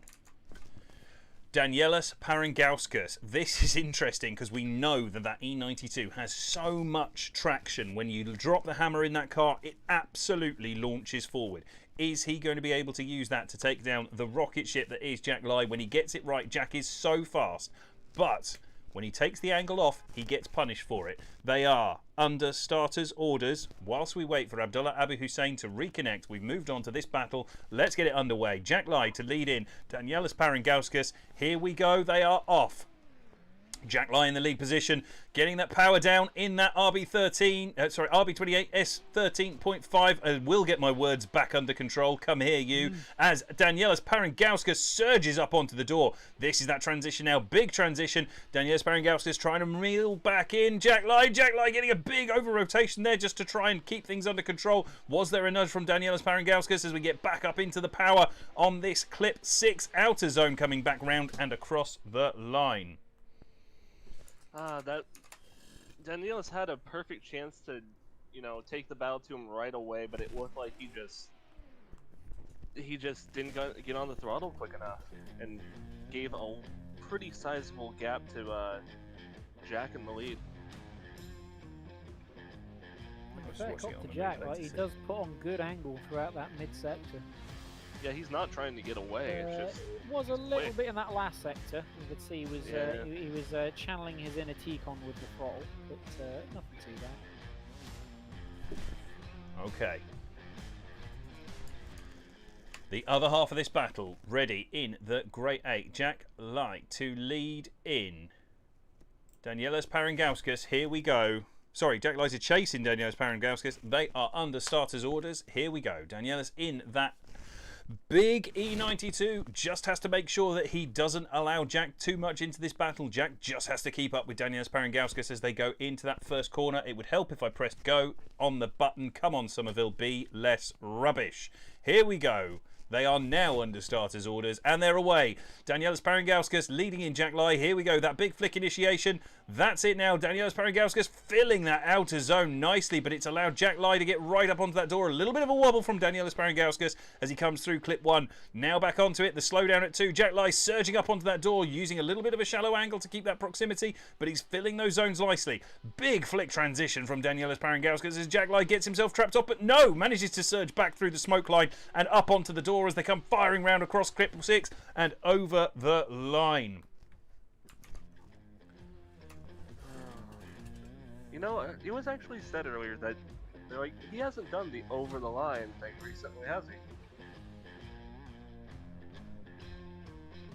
Yes, quite. Anyway, moving on. Yeah, Lead Leader. I would say Danielis there does a really, really good job. Doesn't have any real issues there throughout the whole time. Nice little thing. The only thing he does do wrong, of course, there is at the back of clip 1. Just has a random moment where he just gets a bit too much angle, which causes him to have to really stretch to get that car out to clip 2. On the reverse of this, Jack is just kind of there, just passing him a crumpet the entire way around. That's right, everybody, passing him a crumpet. That is the weirdest way of referencing their proximity that I have ever heard, and I love it. Close enough to pass the man a crumpet. Well, you know, not a strumpet, mind. We'll have none of that. No, a crumpet. Now, if you don't know what a crumpet is, we shall discuss this later. But no. For now, Jack Lai takes the win, in my opinion. Jack Lai takes the win, in my opinion. There. Is that unanimous? Yeah. Sorry, Josh. Yep. That is unanimous right, then. Now that's unanimous. If anyone's running No, we're not talking about crumpets. And if you don't have them with cheese and melted cheese and Marmite, you're wrong. No, you just have them with butter. No, what's wrong with you? No, you can have them just just with butter. They're no. lovely just with butter, but you should try a crumpet with beautiful melted just with cheese and butter. Marmite. It'll change your life. I swear you I two do are like- like an old married couple. On which note, let's go back to the action. As Abdullah Abu Hussein has used his 5-minute competition timeout. It is 11:32. He has got to be ready to come up to the line. Here he comes now. Abdullah Abu Hussein leads in Craig Fulgham. They are in identical cars. They are all set up, ready to go. Craig Fulgham, defending 2-week champion, has to keep Abdullah Abu Hussein under control here. Abdullah Abu Hussein off the line. You can see Craig Fulgham looking across the VR, picked up by that head cam as they go flying in. Abdullah Abu Hussein out onto that line. Craig Fulgham surging up. Both of them in these Stefan Stefanov replica cars as they come firing through that transition. Craig's very aggressive. Oh, we're going to have to go back to the replay. We're going to have to go back to the replay. Right in the decel zone. That's Curiouser and curiouser. an interesting one. Yes, this is going to be a go to the replays job because that's bizarre. Yeah, Where's 225? Thank you for the subscription. Welcome along. Here we go. Nice initiation from Abdullah Abu Hussein right out onto the wall. Craig's able to reel him in right up onto the door there. This is the transition that's going to be crucial. Hey, Watch what? for the brake lights. Abdul grabs. Wait, I don't think you're going to see any brake lights. I don't think this car has a brake script. But... yeah, this car doesn't have any brake script. Anyway, what you can make out as you go through the transition, if you watch Abdul's rear wheels, they lock up. They lock up super early, and that's what causes this, that's what causes the sudden seeming dive from Craig. Is that Abdul decels The real big question barely as he's finished the transition. Yeah, no, that's question of whether or not he was in the decel zone. That's loud. Why is the replay not working? Come on. Well, so you're allowed to decel from when you have fully completed your transition to the end of clip 2. I'm not convinced that Abdul had fully finished his transition, you know. It almost looks like he goes for the handbrake just as the car's gone past straight. I'm going to try. Did he transition late? Early into it. I think it was more just like he was grabbing as soon as the car switched over to the. I don't think he transition. rotated as much as he had been, and then when he gets onto the handbrake, it slows the car down quite a lot. Because the other thing is, it's fine. Then the closing distance just Ramps closing up speed, sorry, is insanely. massive. I mean, Craig's low on angle. Oh, that's a hard one. Yeah, it might be a situation where both are at fault. I would be tempted to go with shared fault. I tell you what I'm going to do. I'm going to say I'm going to reserve judgment until we've sent the second run because I'm not sure, and I'd rather send the second run and see if that gives us an answer. Yeah, I can agree with that.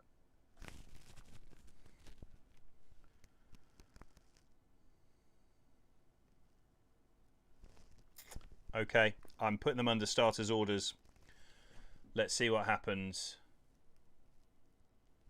Let's see what happens. They are under starters orders. They are off the line. Let's get this underway. This is Craig Fulgham leading in Abdullah Abu Hussein. Craig Fulgham getting right out onto that outside line. Abdullah Abu Hussein slotting up onto that rear quarter. Craig Fulgham now through the power alley gets that transition, and that is a big gap. Look at the difference in the way that those two gentlemen tackle that inside section there in the middle of the track. Now Abdullah Abu Hussein trying to get back up into that rear quarter. He is in a car that he's unfamiliar with, but he's doing a sterling job. Look at that, surges up onto the door of Craig Fulgham and across the line. Dude, for me, even if we're going a shared fault 5-5 off that first run, then Craig would still take it off the strength of his lead. yeah, I'd have to agree. Dude, Craig almost over-rotated on that last corner. I saw him grab the left He foot brake. tapped the wall. That's Oh, what happened. yeah.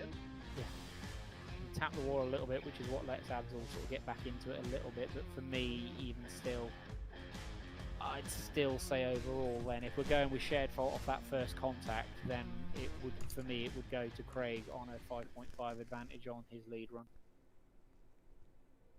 Or do we want to go back and try and make a decision one way or the other on that contact? I think the contact's so back, crucial. You know, That's the point.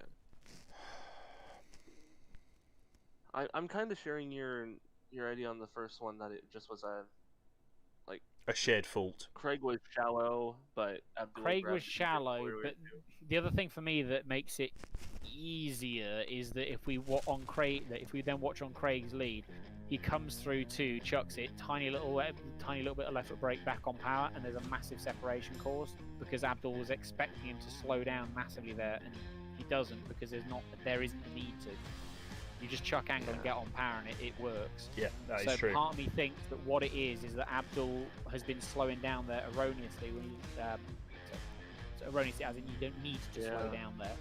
Whereas Craig has been throwing it in there, and it was sort of the perfect storm. That Craig was going in there assuming that he was going to do what a lot of other people do, which is just sort of chucking it in. And then on the reverse of that, Abdul is just slowing down a lot. So for me, I would kind of still be tempted to go with that as a shared fault, as it's Craig not adapting to what's in front of him, but equally it is Abdul slowing down in a place where you don't really need to slow down that much. Then on the reverse of that, Craig, for me, then, as I said, takes the advantage overall off that second run, so I would still just about give it to Craig. Do you feel different, Benjamin? I don't. It's into a decel zone, and that is the one thing that's the trip up here, but it's a very small decel zone, and it's a very small decel that's needed. We've all driven this track enough to know that this track is fast through that section, that you just don't need to have those kind of hang-ups. So for me, I think realistically, I accept shared fault coming into that section, and Abdullah's just not in the fight in that second round. And as you say, the thing is that it highlights the difference between them. In identical cars which have the exact same potential, you can see how much Abdullah backs up going into clip 2, which suggests that he was doing it hard into clip 2 in the first run as well. So I give that to Craig. Yeah, and I agree with that. In that case, it is unanimous, and Craig Fulgham continues unchecked into the final four. Abdullah Abu Hussein, absolutely phenomenal showing this week in a car that you are unfamiliar with. I know that we didn't even get a chance to get you a setup until this morning when I woke up. I sent you some random, not random, they have a point, but some very, very basic adjustments to you. I just sent you some random numbers. I thought, yeah, sod you, here you go, have some random numbers. No, I sent you a very, very quick basic set of setup ideas to go with. You haven't had a chance to dial that car in properly, and I think you definitely drive better in that car. That was phenomenal. It's great to see you in it. But Now we must move on. Robert Kwaczynski versus Jordan Fry. That is the battle that is left in the top 32. Robert Kwaczynski to lead in Jordan Fry, an all 13.5 battle. They are on the line and ready to go. These two have definitely not seen. I think he's been loitering. I don't know if I've seen him compete. Maybe in the DCGP or GDS rounds? Plausible. Very plausible. Plausible. Oh, there seems to be some kind of delay. They are under starters' orders. I did just double check. That's what I was doing just then. Yeah. Okay, here we go. This is Jordan Fry chasing in Robert Kwaczynski. Robert looking strong in that lead position today so far. He had a couple of bobbles in the last battle, but he's got it all dialed back in now. Jordan Fry looking really good in that chase position. Nicely up onto that door. Good transition here. Is he going to be able to send it? Robert keeping good angle there. Robert managing to angle up in a place that Jordan clearly wasn't expecting that much angle to be run at it. Jordan very fast in that chase position, managing to make up for that error in the plates, but he's managed to get back up onto the door. Big angle at 6. Manages to reel back in and across the line. That is an interesting run. I think Jordan just got a little too aggressive there on the middle section, but he did a pretty damn good job of recovering. I don't know, I might give that a little bit of an advantage to the lead. Yeah, it's unfortunate there. Just as we come off clip 2 into clip 3, there's just a bit of a chasing error there. He just gets a little bit checked up and just sort of might grab a little bit of left foot brake. Something just has a little bit of an angle correction, then has to back out of it a little bit because he's not on the power. And then Robert just walks away from it at that point, and there's nothing that Robert did wrong. It's just chase error. So yeah, I think I would concur. I would give that as again sort of a 5.5, 4.5 for the leading car. So Robert has tiny advantage. Absolutely, I agree with that, chaps. That is a very small advantage, though, caused by that over-aggression from the man in the chase position that time round was Jordan Fry, but Jordan now in the lead, and you can see that he has been very fast and he's dialed it in to be fast. He has a bit of a wobble going into one that's allowed Robert Kwaczynski back into the battle, but now Jordan gets onto that power and starts to really open up. Robert having to dive hard to maintain that proximity, but he is managing to do so now. That wobble in the lead position might end up being Jordan Fry's undoing as he transitions back across, gets on the power early, and Robert Kwaczynski not able to stay in the fight across the line. So for me, up until when Robert had that, it sounded like he might have got a little bit, might have a bit too much wheel speed because it sounded like the engine bogged a little bit coming into the bottom of 6. But until that point, I was going to give it to Robert, but because of that little bit of a separation that was caused through 6, I'm going to send that one more time. I can agree with that. That's exactly where I'm at as well. Yeah. I'm not even going to... until 6, and then he just bogs a little bit and then just loses proximity, and then it hands the advantage enough back to Jordan, so it goes one more time. Honestly, for me, that battle would have been either Jordan or OMT, just because Robert's chase, he was not mimicking the lead driver very well. Doesn't matter because those errors from Jordan were enough. Yeah, he had a horrific entry, and it's just he got it back together again. But like, had Robert just managed to stay within about half a car length in that last turn, it would have been fine. But he just made his own mistake, unfortunately. Absolutely, anyway, totally agree, but let's time, see what happens in this rerun of this battle. We are rerunning the fun as Robert Kwaczynski has a big angle up correction as he goes through that first corner, shallows up hugely to just stay out of the wall coming through, but in contrast, look at Jordan Fry managing to bring that fight onto the rear quarter of the lead driver. That's a big transition. Oh, Jordan's put it in the wall. Manages to bounce back out. That is such a shame after looking so strong through the first half of that run and across the line. Here we go. Let's watch the replay. Well, we haven't been all day. We have been fairly lenient on incompletes via sort of washing out and going straight for a sec. So I don't think we're necessarily going to give this as a full incomplete. But I don't think that's an incomplete though. I didn't like. I don't know. Robert is late getting back on power off the back of 2, coming into 3, as then flat 4. Really good line there from the lead car again. Solid 3.5, could have been a bit better. Yeah, just as we come into 6, just chase car went a bit too deep. So for me, unfortunately, it then has to go as a strong 6.4, potentially a weak 7.3 advantage to Robert in that case, because that was a huge unforced error in the chasing position. Right. Absolutely. Absolutely. That Yeah, the error other coming thing into clip 6 is- is just inexcusable for me, unfortunately. Especially as Jordan had looked so commanding through that chase position through the rest of the run.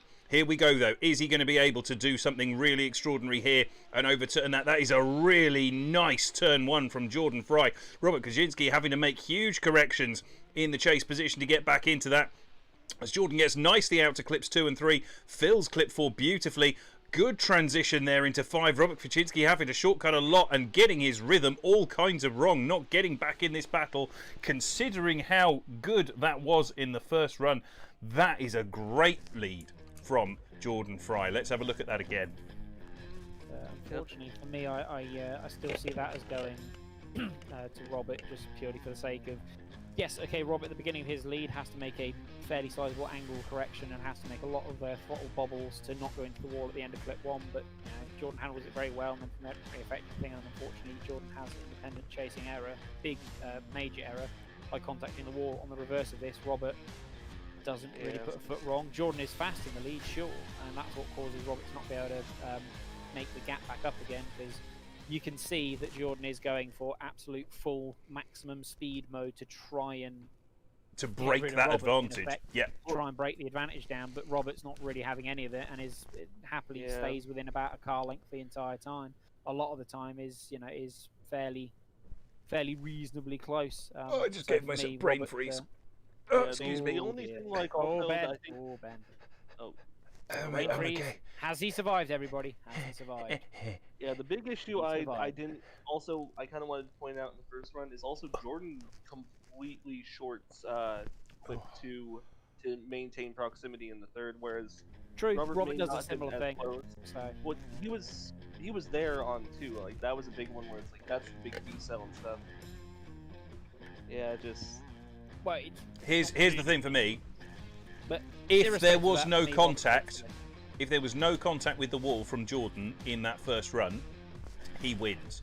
But that contact was so massive that I don't think it was overcome by all of the excellent work he then did in the lead position. No, I agree wholeheartedly. I think Robert gets this one, but it was very close. Not for that mistake by Jordan, he would have had that. Yeah, and that just comes down to one small mistake being enough to offset it. And it was just from that aggression, because the car is so gripped up, you could see that any time Jordan got on the power, he just ended up crawling up inside the lead car with Robert Kaczynski. So, I think that makes it unanimous. I don't think there's any other way we can go with that. Robert Kaczynski gets the win, knocking out Jordan Fry, advancing on to the final 4, which means that your final 4 looks like this. Shout out to Jordan though, first event really in this competition, and he was looking really good there, very, very fast. Here's your final 4 though. Bartek Kakowski takes on Craig Fulgham. Jack Lai taking on Robert Kaczynski. That's going to be really interesting for me, because what's happened there is we have 2 drivers who are very similar on each side of the bracket, but opposing. So Bartek and Robert, for me, have very similar styles.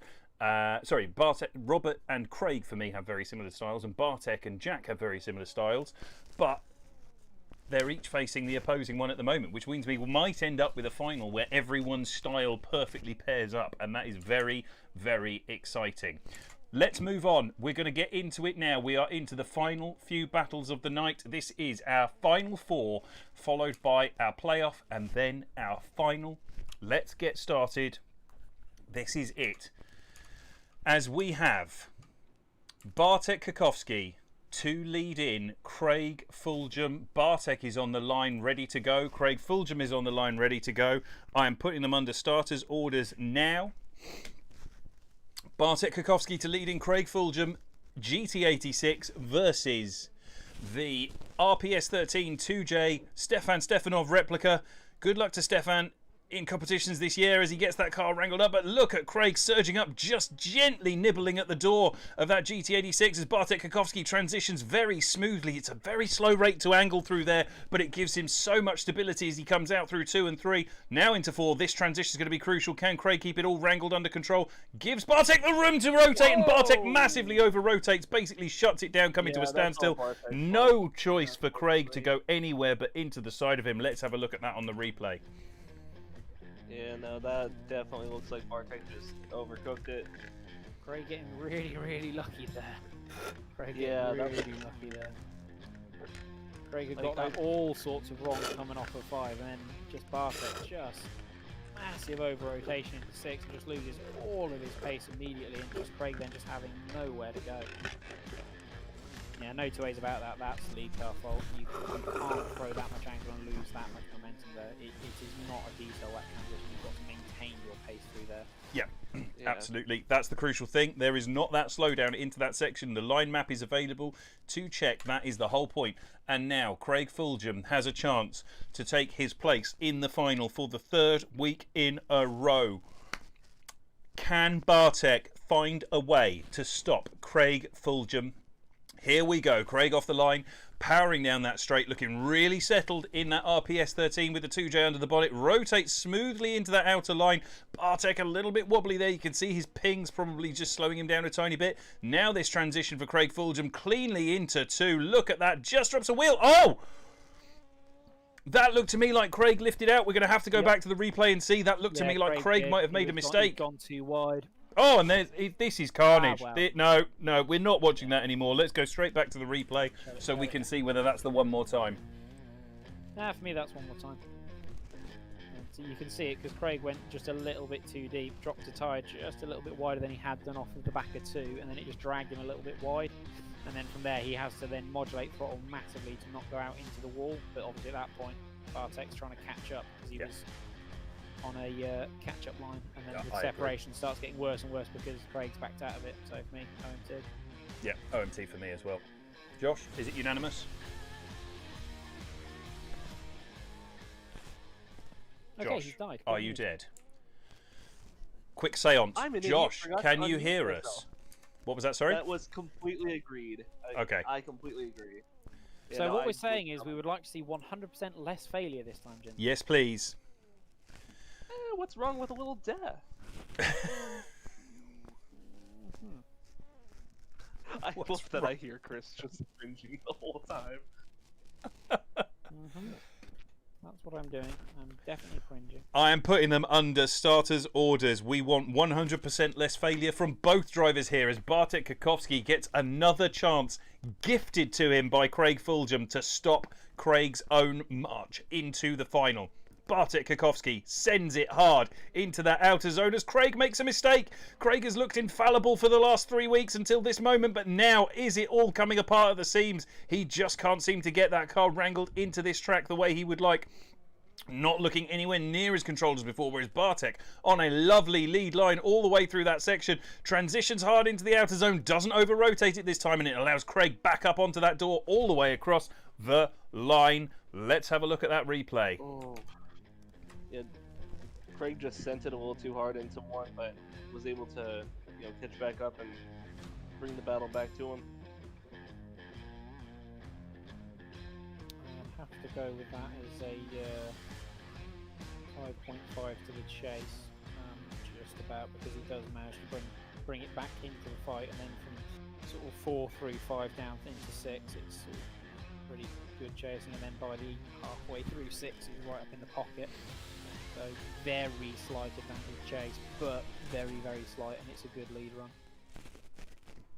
Okay. Chris giving you the reasons, very slight advantage to race, and I can see absolutely where he's coming from there. But let's see what Bartek can find in this battle.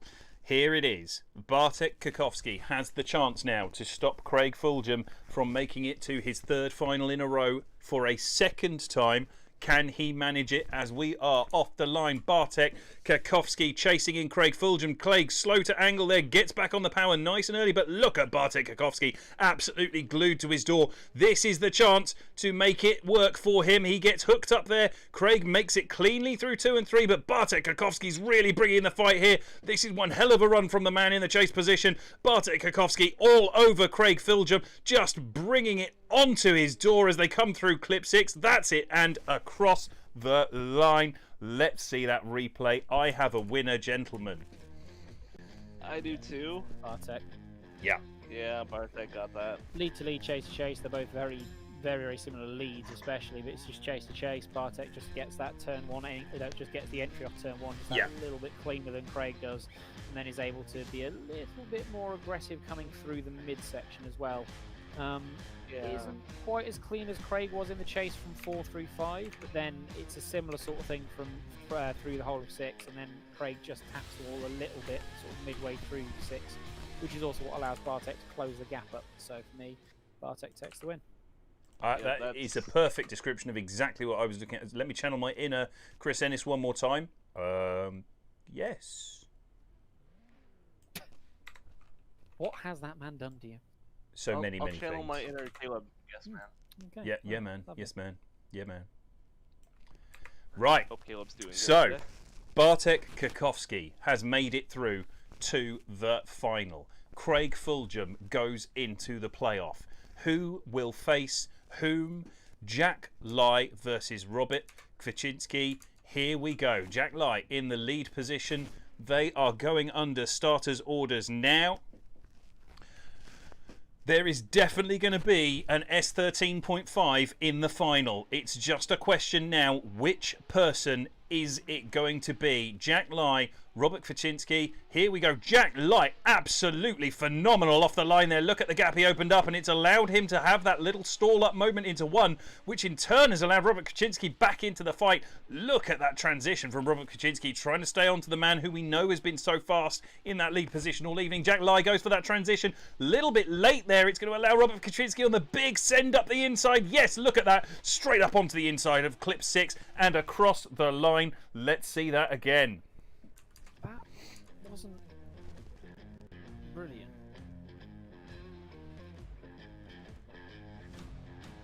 I love the fact that we just went with it wasn't brilliant and then silence. It was not the run that we were expecting from these two. Jack he went in with a bit too much angle at the start of 1, then starts to dial out and dial out and dial out the angle because he didn't really have a choice, otherwise he wasn't really making the corner. Then he mostly gets into 2, and then he's all right on 3. 4's not great, 5's not great, and then 6 is okay. It's probably the worst lead run we've seen from Jack all night. I agree, except for that absolutely. very first one where he was trying to full-on run away. Absolutely, totally agree. That was Robert, just not to me, how has he's a looked. big opportunity here. Big opportunity. Absolutely. Robert Kwaczynski has a chance to take it all the way to the final here. If he can put on the kind of lead run that he's been doing over the course of the night so far, this is going to be crucial. Can Jack Lai bring the fight to Robert Kwaczynski as Robert Kwaczynski gets on the throttle nice and early, absolutely fills that outer zone all the way around the wall, but it's allowed Jack Lai right up onto that inside. This is going to be an interesting section as Jack surges, then backs off, then surges again up into 3, back onto the power, now into the power alley. A little bit of a wobble there, trying to get that early transition to get up onto the door of Robert Kwaczynski, who's got it absolutely dialed all the way to that outer zone at 6 as Jack Lai finally gets the battle he was hoping for in that second half and across the line. Much better second half of that battle, chaps. Yes? No? Maybe? Yes, I don't know. Could you repeat the question? Much tidier second half. But to be fair, Robert is also on much cleaner line. He's carrying great momentum through it because he knows he's behind him. But is not brilliant on 5, but he's much smoother throughout the run, which is what allows Jack to be able to follow him. That's a harder one. Josh, do you have a winner? This is close. So lead to lead, Robert wins. Chase Absolutely. to chase, Jack wins.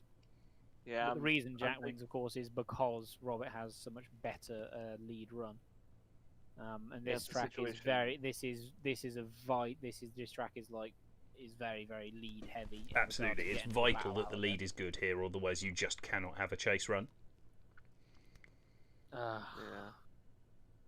You know, I feel like this is the right time to say I might have to pull back on lobbying for this to be in the main series. Damn. I would say at the very least, OMT. So for me, it's either one it's more either time Robert or it's ever so slightly Robert. Yeah, I think this is the thing, is all three of us are either one more time or Robert, which means that all three of us have a preference saying that it's Robert. So for me, we have to give that to Robert. Well, logic dictates Robert, because if you think you can make a call, however marginal, you should make a it, call. Robert should take it. Absolutely.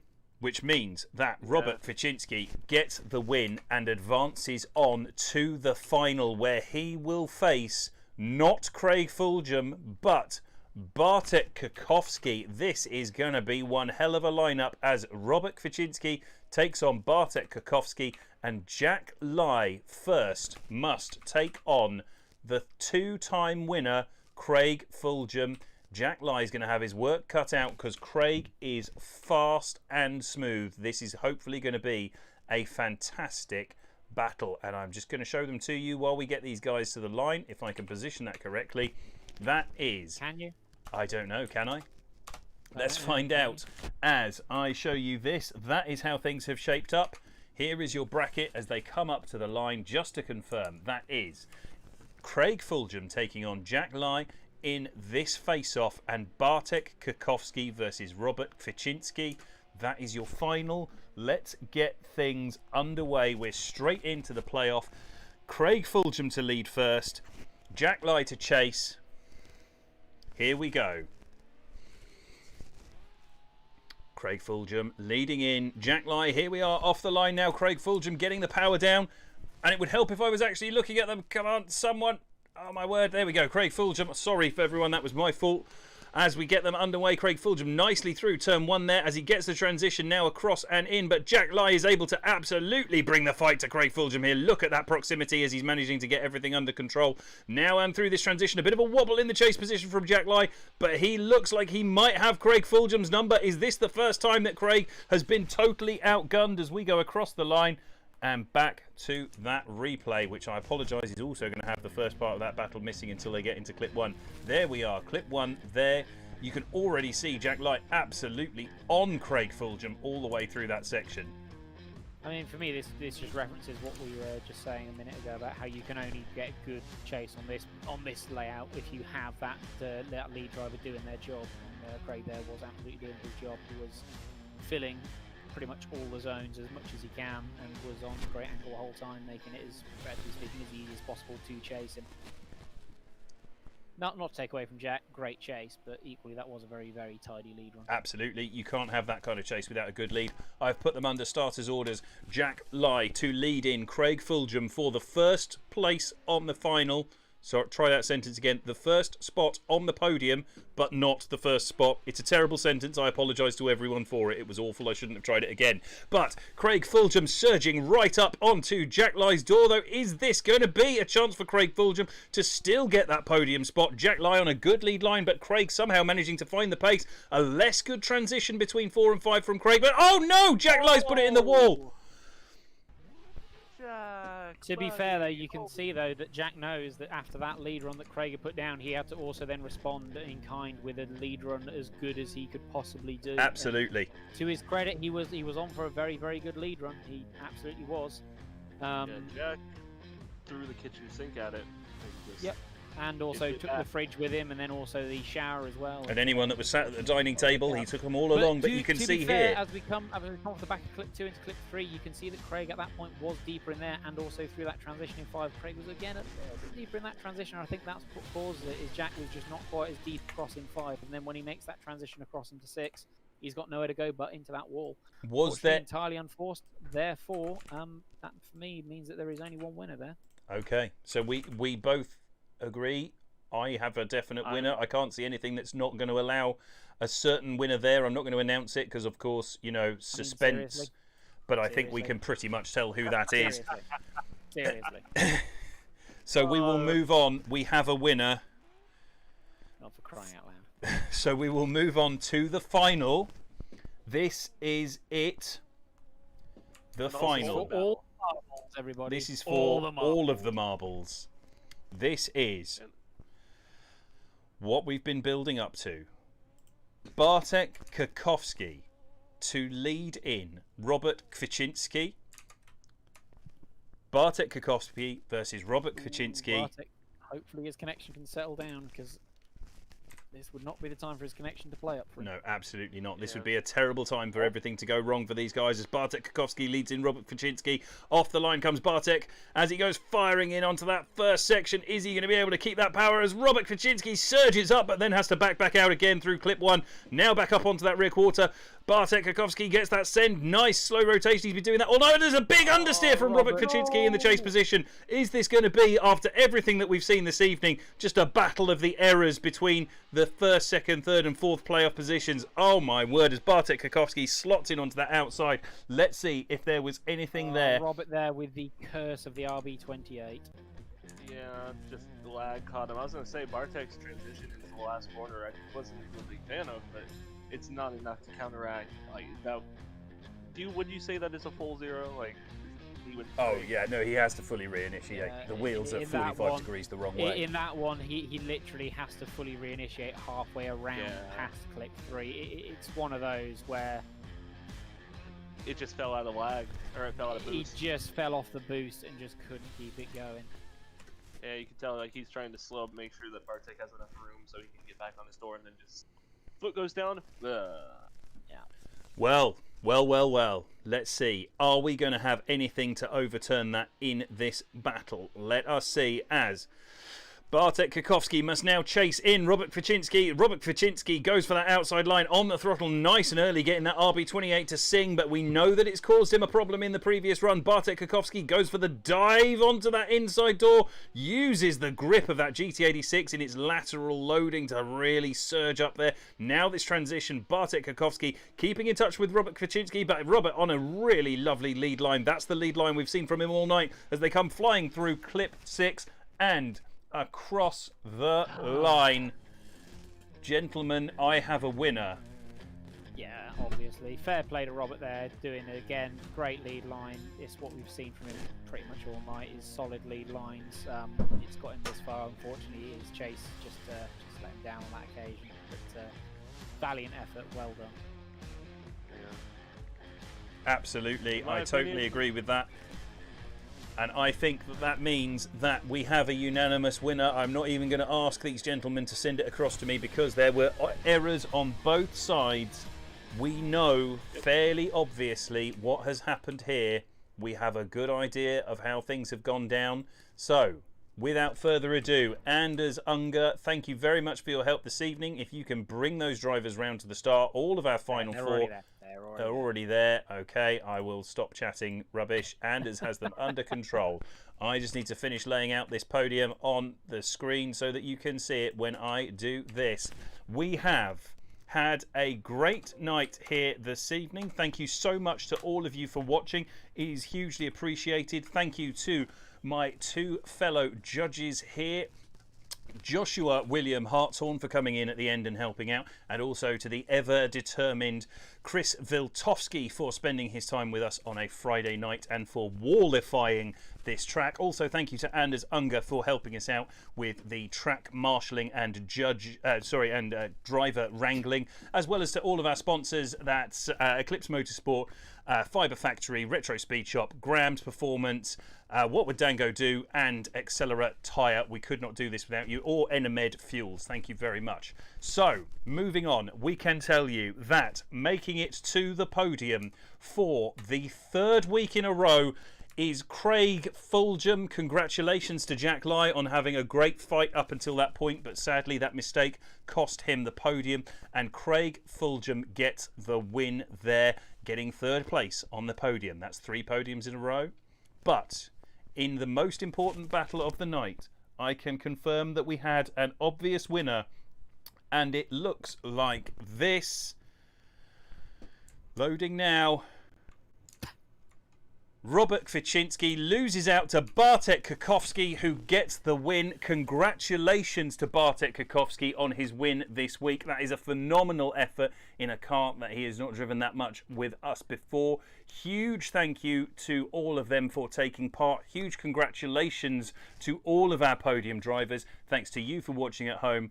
If you're looking for something to watch this weekend, then please do not forget that it is RDS. James Dean is taking on the Russians and the rest of the world in Russia.